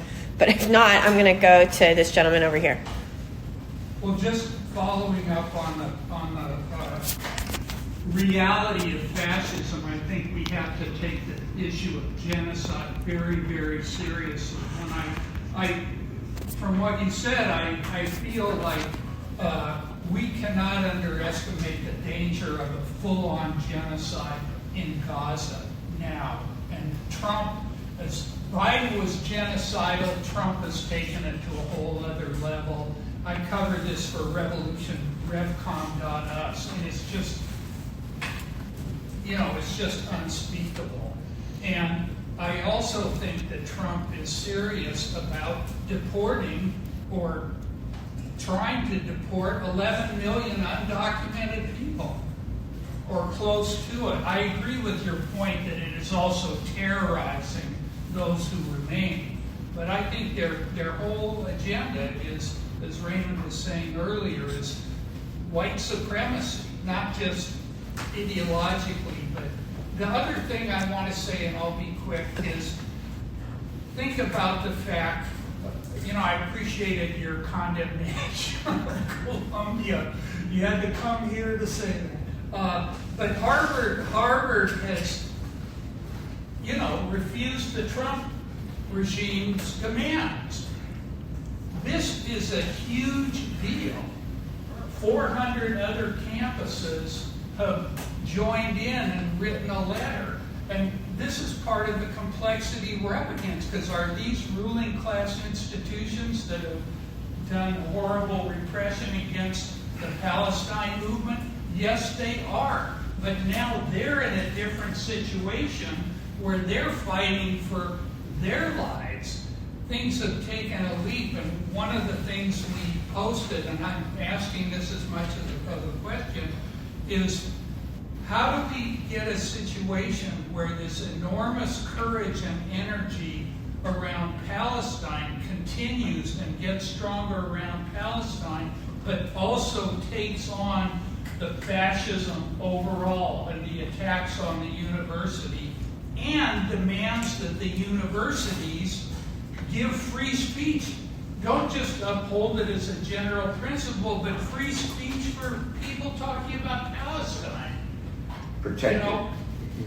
How do we get that dynamic going? Because the student movement, it can be a really powerful part of what Raymond was describing, and creating a situation in which they can't, they can't govern, they can't implement their plans.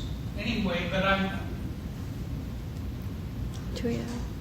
think it's incredibly important to take up political demands that may not seem directly related to Palestine, but are incredibly related insofar as they are the demands of working class, poor, and oppressed people throughout the world. I think especially within the imperial core, with the labor aristocracy that we have here, oftentimes the call for a free Palestine takes on a moral character rather than a political character, because workers in the imperial core often have interests aligned with imperialism.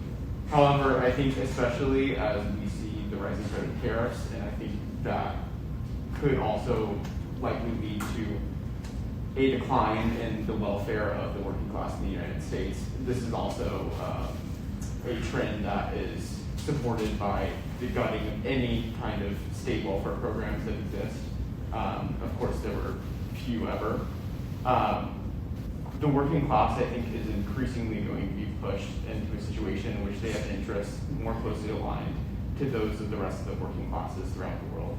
And I think in order to get those people into the movement now, it's important to take up radical demands, such as eliminating landlord control over housing, calling for free housing, calling for increased public housing, calling for free universal health care right now, calling for just basic demands that help the vast majority of people in the United States.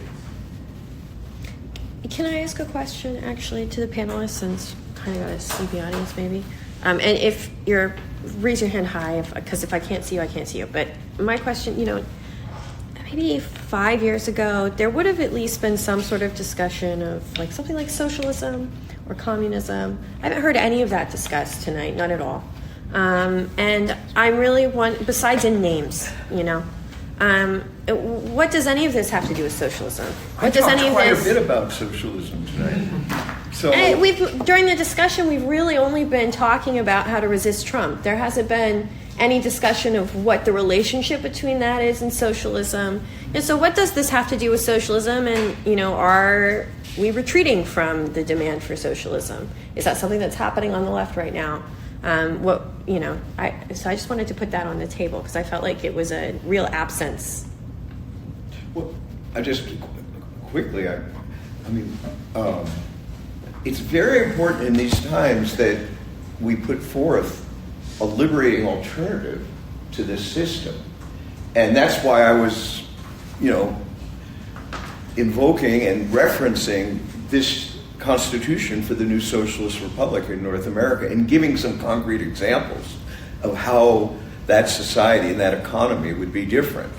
So I want to make the point that that alternative has to be out there. It has to be in the atmosphere, and we have to be organizing forces to be preparing for and building for revolution. But we have this fundamental problem right now that has to be confronted: defeating fascism.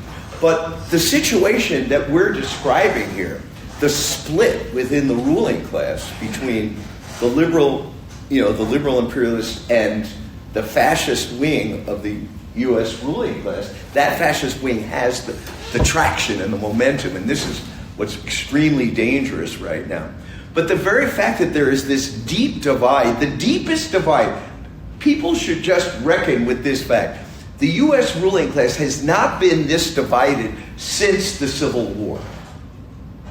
Okay? And the period of division that led up to the Civil War was resolved through a civil war. So the fact that you have this kind of division within the ruling class, that bears, we should have another discussion at another time, that bears very greatly on the potential for making revolution. When a ruling class, that's one of the key conditions for making revolution.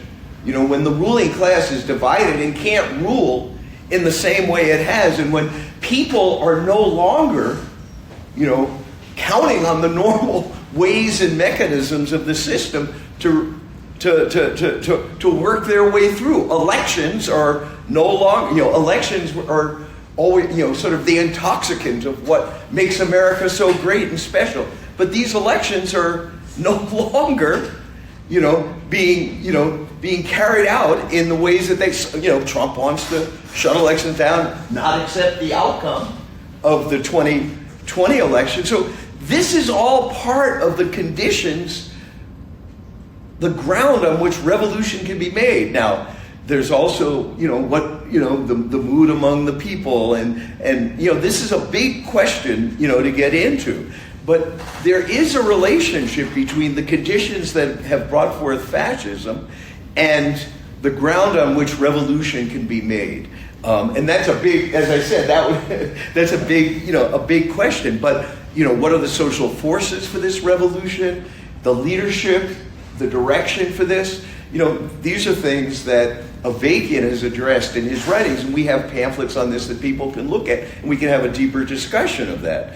But the resistance that we wage today, is crucial to defeating this fascism. And this resistance can also be part of the conditions that can be forged and can be amplified, that can make for a more favorable situation to make revolution. So these are things that they're distinct, but they're not separate and disconnected. And I do think that the question of putting forth a liberating alternative to this system, that is a profound mood-creating factor in society.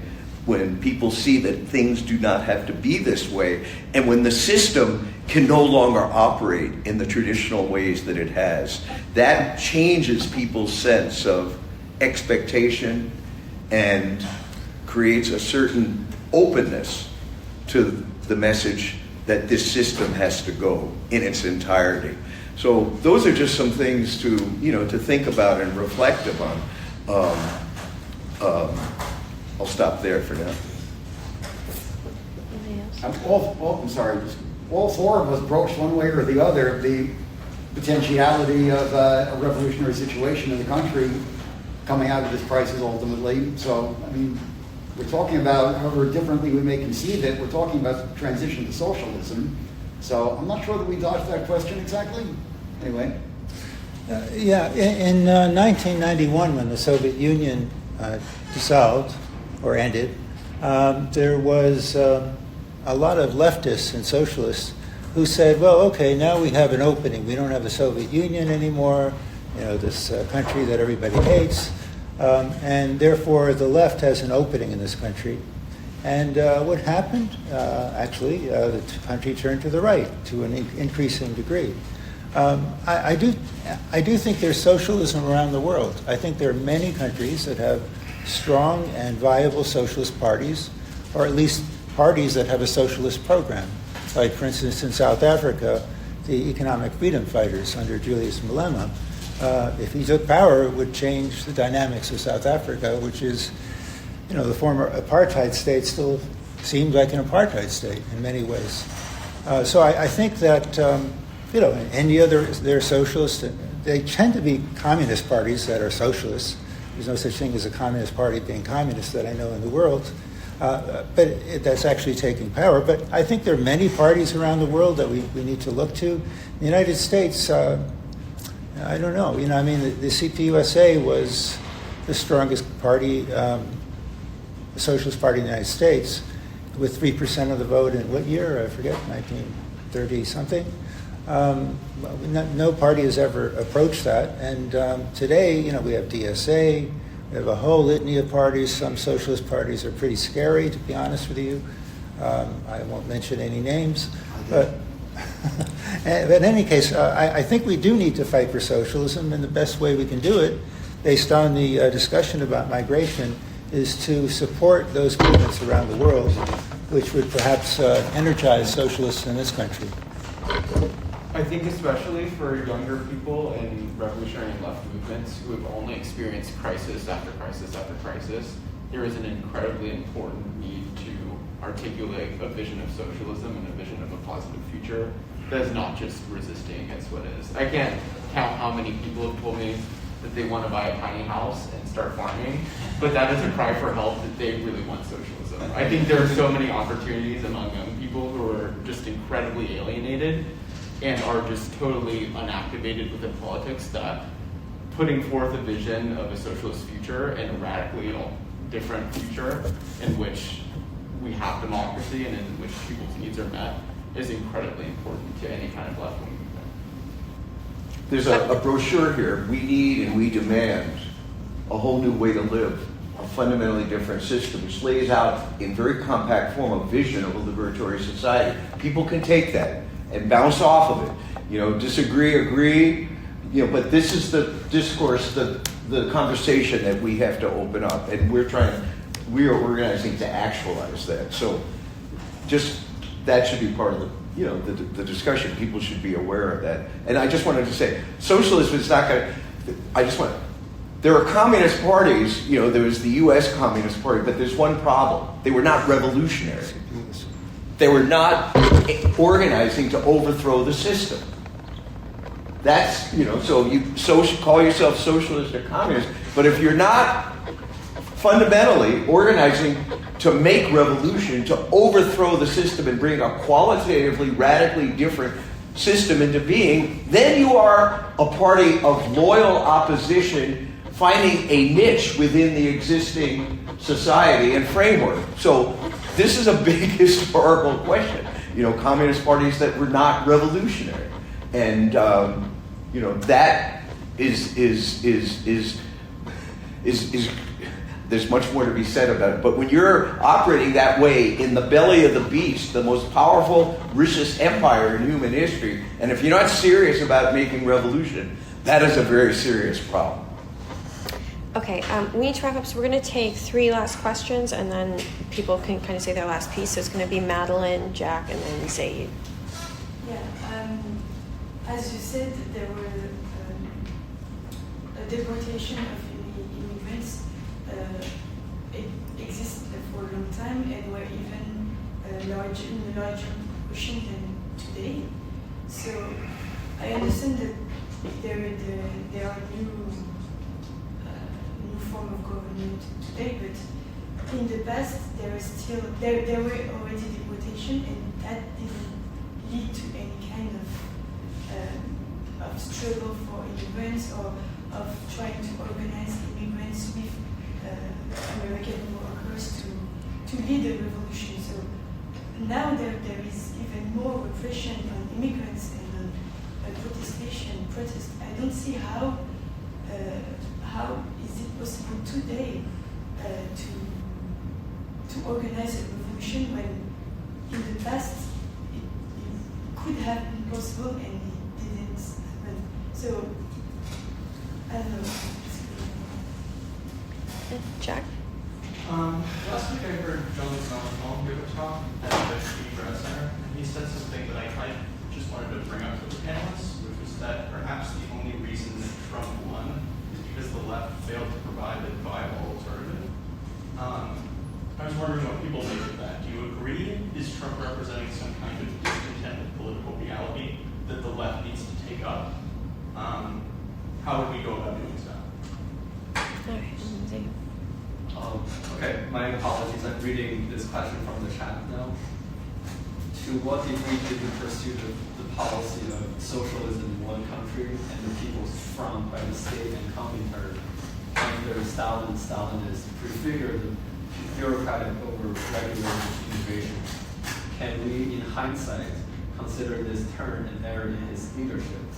Does this economic path of bureaucratic police control over the national resources, health and population, and the sentiments of society bear weight on our present regime's freedom and legitimacy in state policy? Okay, so we, just because I know people in the front might not have been able to hear everything that was said, we have a question about, if there's been actually immigration, deportations in the past and at even a higher level than now. It's something that was brought up on the panel is that Trump will probably deport 180,000 people less than Biden did in a comparable amount of time. And if that didn't lead to revolution, then why should we think so now? In the back, there was a question about was Trump successful in the election because the left failed to provide an alternative? And then coming from the chat, I'll just read it one more time and loudly. I'm sorry, but I just think people couldn't hear Zayo. To what degree did the pursuit of the policy of socialism in one country and the People's Front by the state and Comintern under Stalin and the Stalinists prefigure the bureaucratic overregulation of immigration? Can we, in hindsight, consider this turn an error in his leadership? Does this economic path of bureaucratic police control over the national resources, health and population, and even sentiments of society bear weight on our present regime's freedom and legitimacy in state policy? Okay, so those are the questions. And maybe take this moment to give some kind of final thoughts. Yeah, Bill, why don't you start us off? I'll just take a stab at the first one.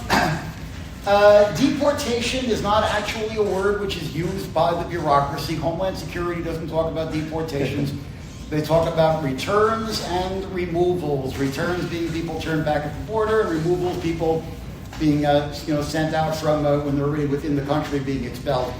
And it's there's just fuzzy math which is used to try to, but particularly used by Obama in his own defense, boosting the number of quote unquote deportations when he was under attack by the right for being soft on immigration. So there's a lot of fuzzy math, which is an obfuscation, which is being employed here. But in any case, no matter how you want to cut the numbers, the previous Obama and Biden governments were not talking about removing 11 million people from the country, and most importantly, they weren't sending people to third countries, not their own, sending Venezuelans to El Salvador, not to go free, but to be interned in a prison with no due process whatsoever, with no prospects for release, indefinite detention without charge. This is not remotely comparable to what has been done by the previous governments in this country. Well, Bush. No, well, except during the global war on terrorism and Guantanamo Bay, yes, but that wasn't an immigration thing exactly. The foundations for this were laid in that period of Guantanamo. Yes. That's true. Yeah. But this too has taken a leap in all the ways that you've described. And I just wanted to speak to one point. This is difficult to process, that on the one hand, immigrant labor, super exploited labor, is essential to the profitable functioning of this economy. I mean, we could get into that in a whole, much more depth. I'm a political economist. I write a lot on this. So it's indispensable to the profitable functioning. But and what Trump is doing is, on one level, it appears to be counterintuitive. This is going to, undermine exactly what is, profitable for the well-being of a capitalist, imperialist economy, right? But there is the political, ideological dimension to this. It's not a perfect fit between politics and economics. That's a vulgar materialism, a vulgar Marxism. It was not perfectly rational for Hitler to drive the Jews out of the universities and out of the professional sectors. In other words, there was a hit that was taken in terms of the rationality and the optimized functionality of the German economy. But that served a larger strategic project, right, of expansion through Europe and, rallying, the majority of the population behind a certain program. So there's not always, and I just feel people should think about this, it's not a perfect fit between the political, the political and social policies and the immediate ledger of profit and loss, right? Imperialism is a complex social, phenomenon, a complex economic phenomenon, and the ideological component of this fascism and how it rallies, sections of society, right? Who are the people that are turning on the immigrants, largely people who have been upended by the dislocations of imperialist globalization, the departure of manufacturing industry. But it's also people, men, right, who feel threatened by the entry of women into the labor force, into professional life. There's revanchism and male entitlement that's bound up with this fascism, and it's very much connected with big seismic social and economic changes on a global scale. So we have to have a very sophisticated lens when we look at this. Could Trump deport millions upon millions of people? Well, let me tell you, yes. The infrastructure is being put in place to do that. Will that have some short-term negative effects, as they do these things? Yes, but so do tariffs. But he has a larger strategic project behind tariffs. That's another forum for us to have, right? But you have to look at both the larger strategic interest of the empire, and you also have to see that it's not all perfectly rational, in way in which these things happen. And then I also wanted to say that, the election, the question of did the left fail, and was there? Look, there's not a powerful revolutionary. I'd be the first to tell you that there's not a powerful revolutionary movement in society that is having the kind of influence and impact that it should. We got to work in that direction. But things are rapidly developing such that there could be openings, right? Revolution doesn't happen on its own, right? It happens because it's made, but made in concrete conditions where it becomes possible.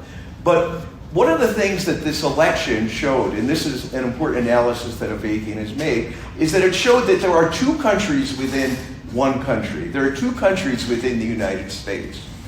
There's a country of decent people, and then there's a country that's unreconciled to the defeat of the Confederacy, to be put perfectly blunt. That this country, founded on genocide and extermination, it had two great chances to overcome a divide built into its very founding, right? One was the Civil War, but that got, the Civil War and Reconstruction got reversed, the outcome of that, and the Civil Rights Movement and the Black Liberation struggle of the 60s, right? There is a divide in this country, and we have to come to grips with the fact that there's a large section of people that are receptive to the message of fascism. And then there's a large section of people, right, who just, we've seen growing numbers of them in the streets, April 5th and April 19th. And, you know, we can't look at fascism in a scholastic way. Well, it doesn't meet the same criteria, it doesn't show itself in the same way as in Hitler Germany, brown shirts and anti-Semitism on that scale, et cetera, et cetera.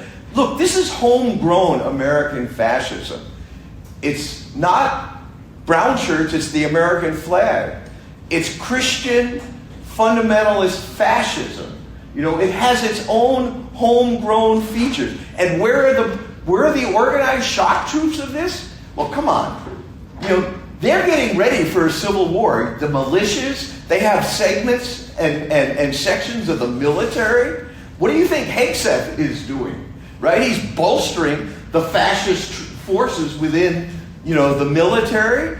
There are these militias. Come on. This is the real deal. And they are restructuring the FBI and the CIA, you know, which are obviously, you know, horrendous institutions of torture and control. But they have a project. They have a program. This is where it's going. And there are these two countries within one country. And that's one of the important lessons of the 2024 election.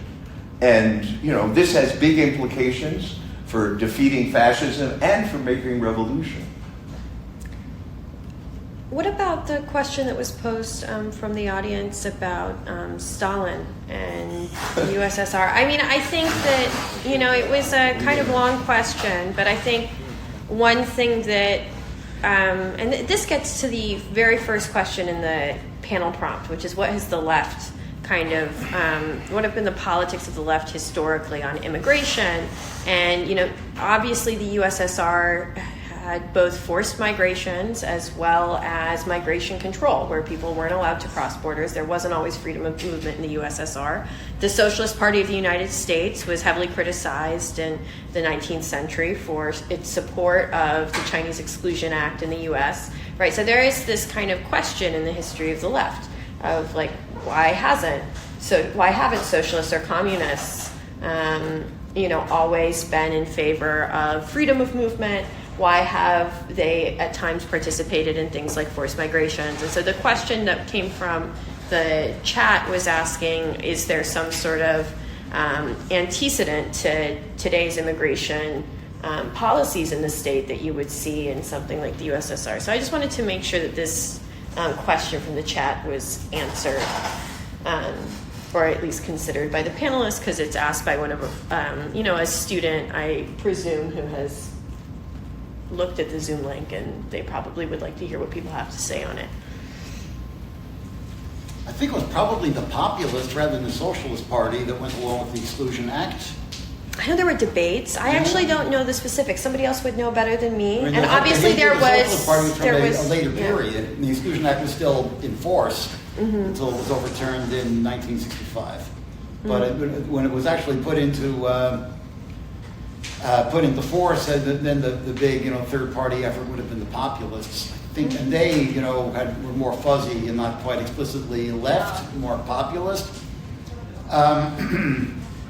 Well, you know, whatever accommodations you know that the left has made in this country and internationally with you know nationalism and xenophobia. I think it's really incumbent upon us at this moment in this country to get over that shit. Again, recognize that as I began my comments, you know, the whole question of immigration and deportation and detention and stigmatization of immigrants is absolutely central to the fascist program which is coming together in this country. And ultimately, you know, one of the reasons, I'm not saying that their racism is not heartfelt, because I believe that it is, but one of the reasons that they're targeting this stigmatized sector of the population is because they can, and eventually they'll get around to the rest of us. So by failing to solidarize with immigrants and taking the lore of any kind of, America First position or white nationalist position or whatever, we're ultimately making a noose for our own necks. I think the question wasn't just about like racism and xenophobia. I think it was about the state. And when the state is empowered to kind of manage immigration or migration or stop people from moving, and is that something that socialists or communists should like demand, is the state's ability to stop people's movement, right, or force migrations? And if not, or if so, like why has it done so in the past? I'm not sure that I see the distinction between those two things, and I would argue that no, we should not. We should be understanding the structural economic forces which are driving people from places like Venezuela and El Salvador to our borders, and talking about justice and reparations and for those countries, and demanding human rights and dignity for people who are here, no matter what their legal status may be, and repudiating any hint of the notion of and ultimately it does all go back to xenophobia, the whole notion that we are here and the board, we have to defend our borders and blah blah blah blah. You can soften it and use coded language, but ultimately it comes down to xenophobia and nationalism, and this is really a moment to repudiate that. The question was really about Stalinism. Mm-hmm. That was what the issue was.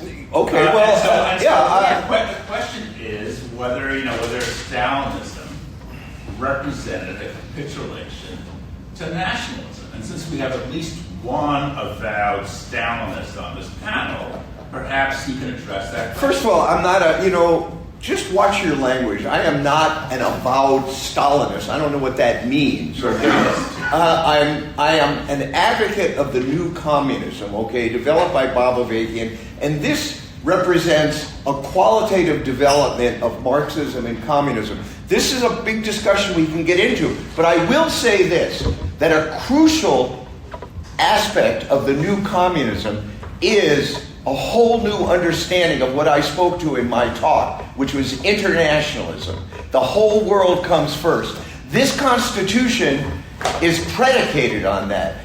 It actually has provisions for freedom of movement, of travel, what you were talking about, migration, out of the new system, out of the socialist travel. I was referencing the policies of the new socialist republic in North America. When we make this revolution, the attitudes towards people from other parts of the world. It is thoroughly, unambiguously, unapologetically internationalist. Stalin, that is a discussion that we can get into.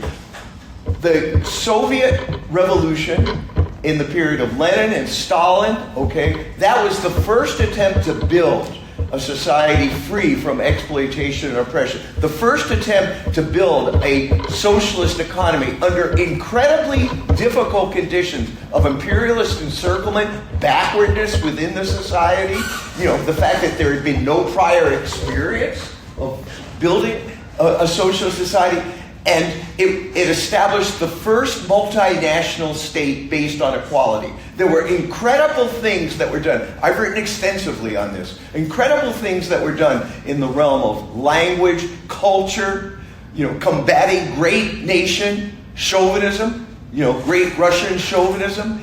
But as that revolution came under greater and greater pressure, Stalin put the interest of the defense of that revolution ahead of the advance of the world revolution. He did not handle the contradiction between defending socialism and advancing the world revolution. Advancing the revolution has to be principal and paramount. That's not what he did, and there was conciliation with nationalism, with the Orthodox Church, going into World War II.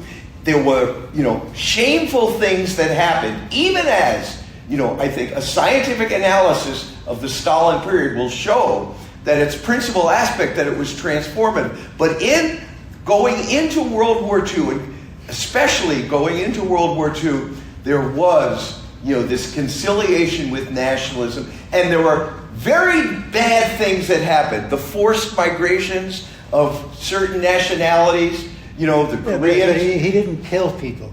Wait, we were not talking. He was talking about. Did he kill people? Yeah.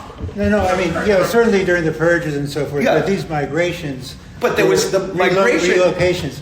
Soviet Union had a nationality. I'm not going to defend anybody. But one thing, the big elephant in the room is that Stalin fought fascism. Yeah, well, that's not an elephant. I mean, that's not an elephant. But he was. Wait, okay, can I get one person at a time? Right, that was an act of genocide.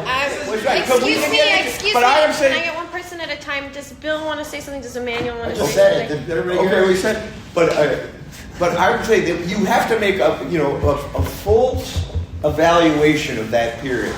Why don't you mention the purges? Yeah, there were purges. Yeah, there were purges. So, I mean, where are we going? We want to, how many hours are we going to stay? We'll get into it.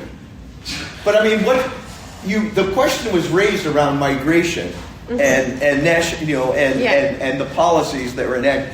And, I spoke to different elements of that, and we cannot repeat that experience, and some very awful things happened, even as I uphold, the first wave of socialist revolution.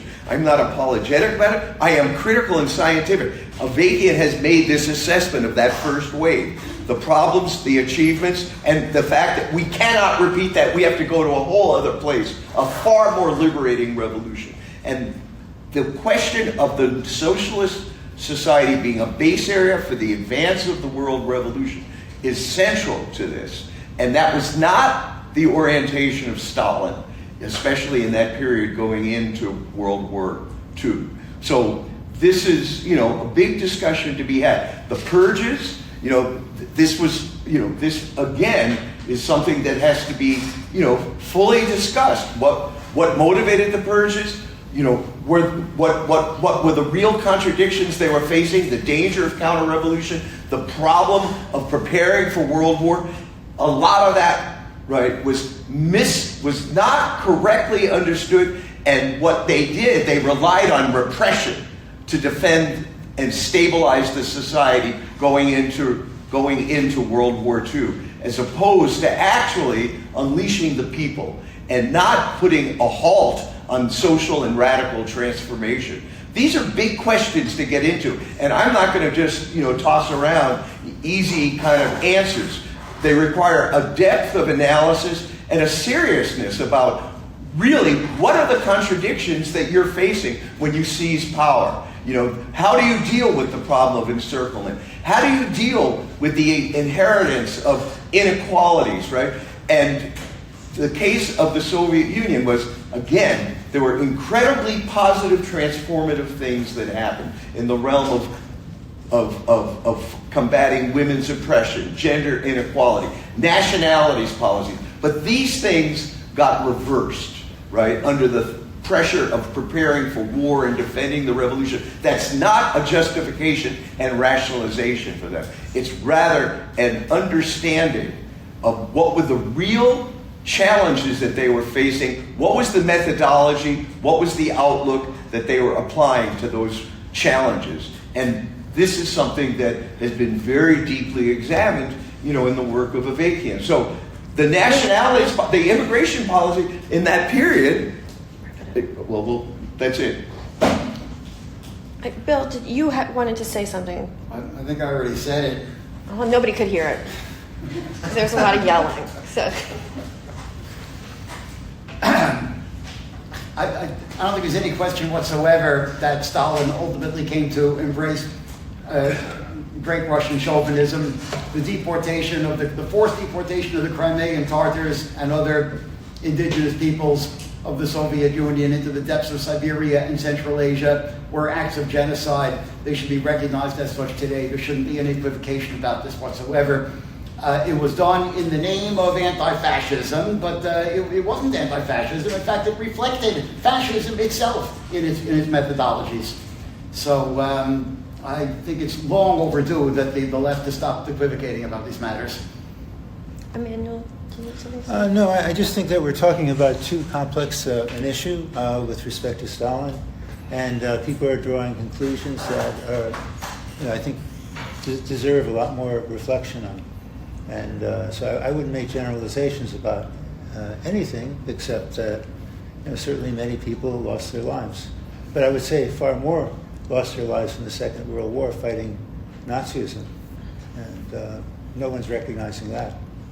Well, 27 million people. How are we not recognizing? 27 million people. What happens to a society when 27 million people die or are killed? The Soviet Union bore the brunt of defeating fascism. Completely. And that's an objective historical fact, right? But how, and there was tremendous courage and heroism that went into that.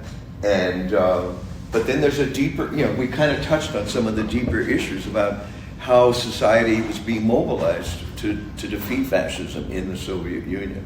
And, that's the kind of discussion that we need to open up, the historical evaluation, of that. And I was, offering some thoughts and some, anchor points, to go at it. But, it's one thing for us to be evaluating this scientifically and with a sense of historical perspective. That's a different matter than just, kind of lapsing into this knee-jerk anti-communism and quote-unquote anti-Stalinism, Let's talk about the actual, policies and outlook and the experience of that period of the Bolshevik, socialist revolution, and how we have to go, we have to just go to a whole other place, and that's what this Constitution is about. I'm going to give Comrade X the last word. Okay. I don't know if I have anything productive to add to that conversation, but I think it's important to recognize that we are living in a world historical moment right now. It's really important to recognize that what has happened elsewhere that can't happen here, or what has not happened elsewhere can happen here. Right now, with the struggle for liberation in Palestine, and a strong student solidarity movement, and the Imperial Court, I think there are a lot of opportunities for fighting for and imagining greater future that is governed by and run in the interest of foreign working and oppressed people throughout the world. And the only thing we can do now is fight.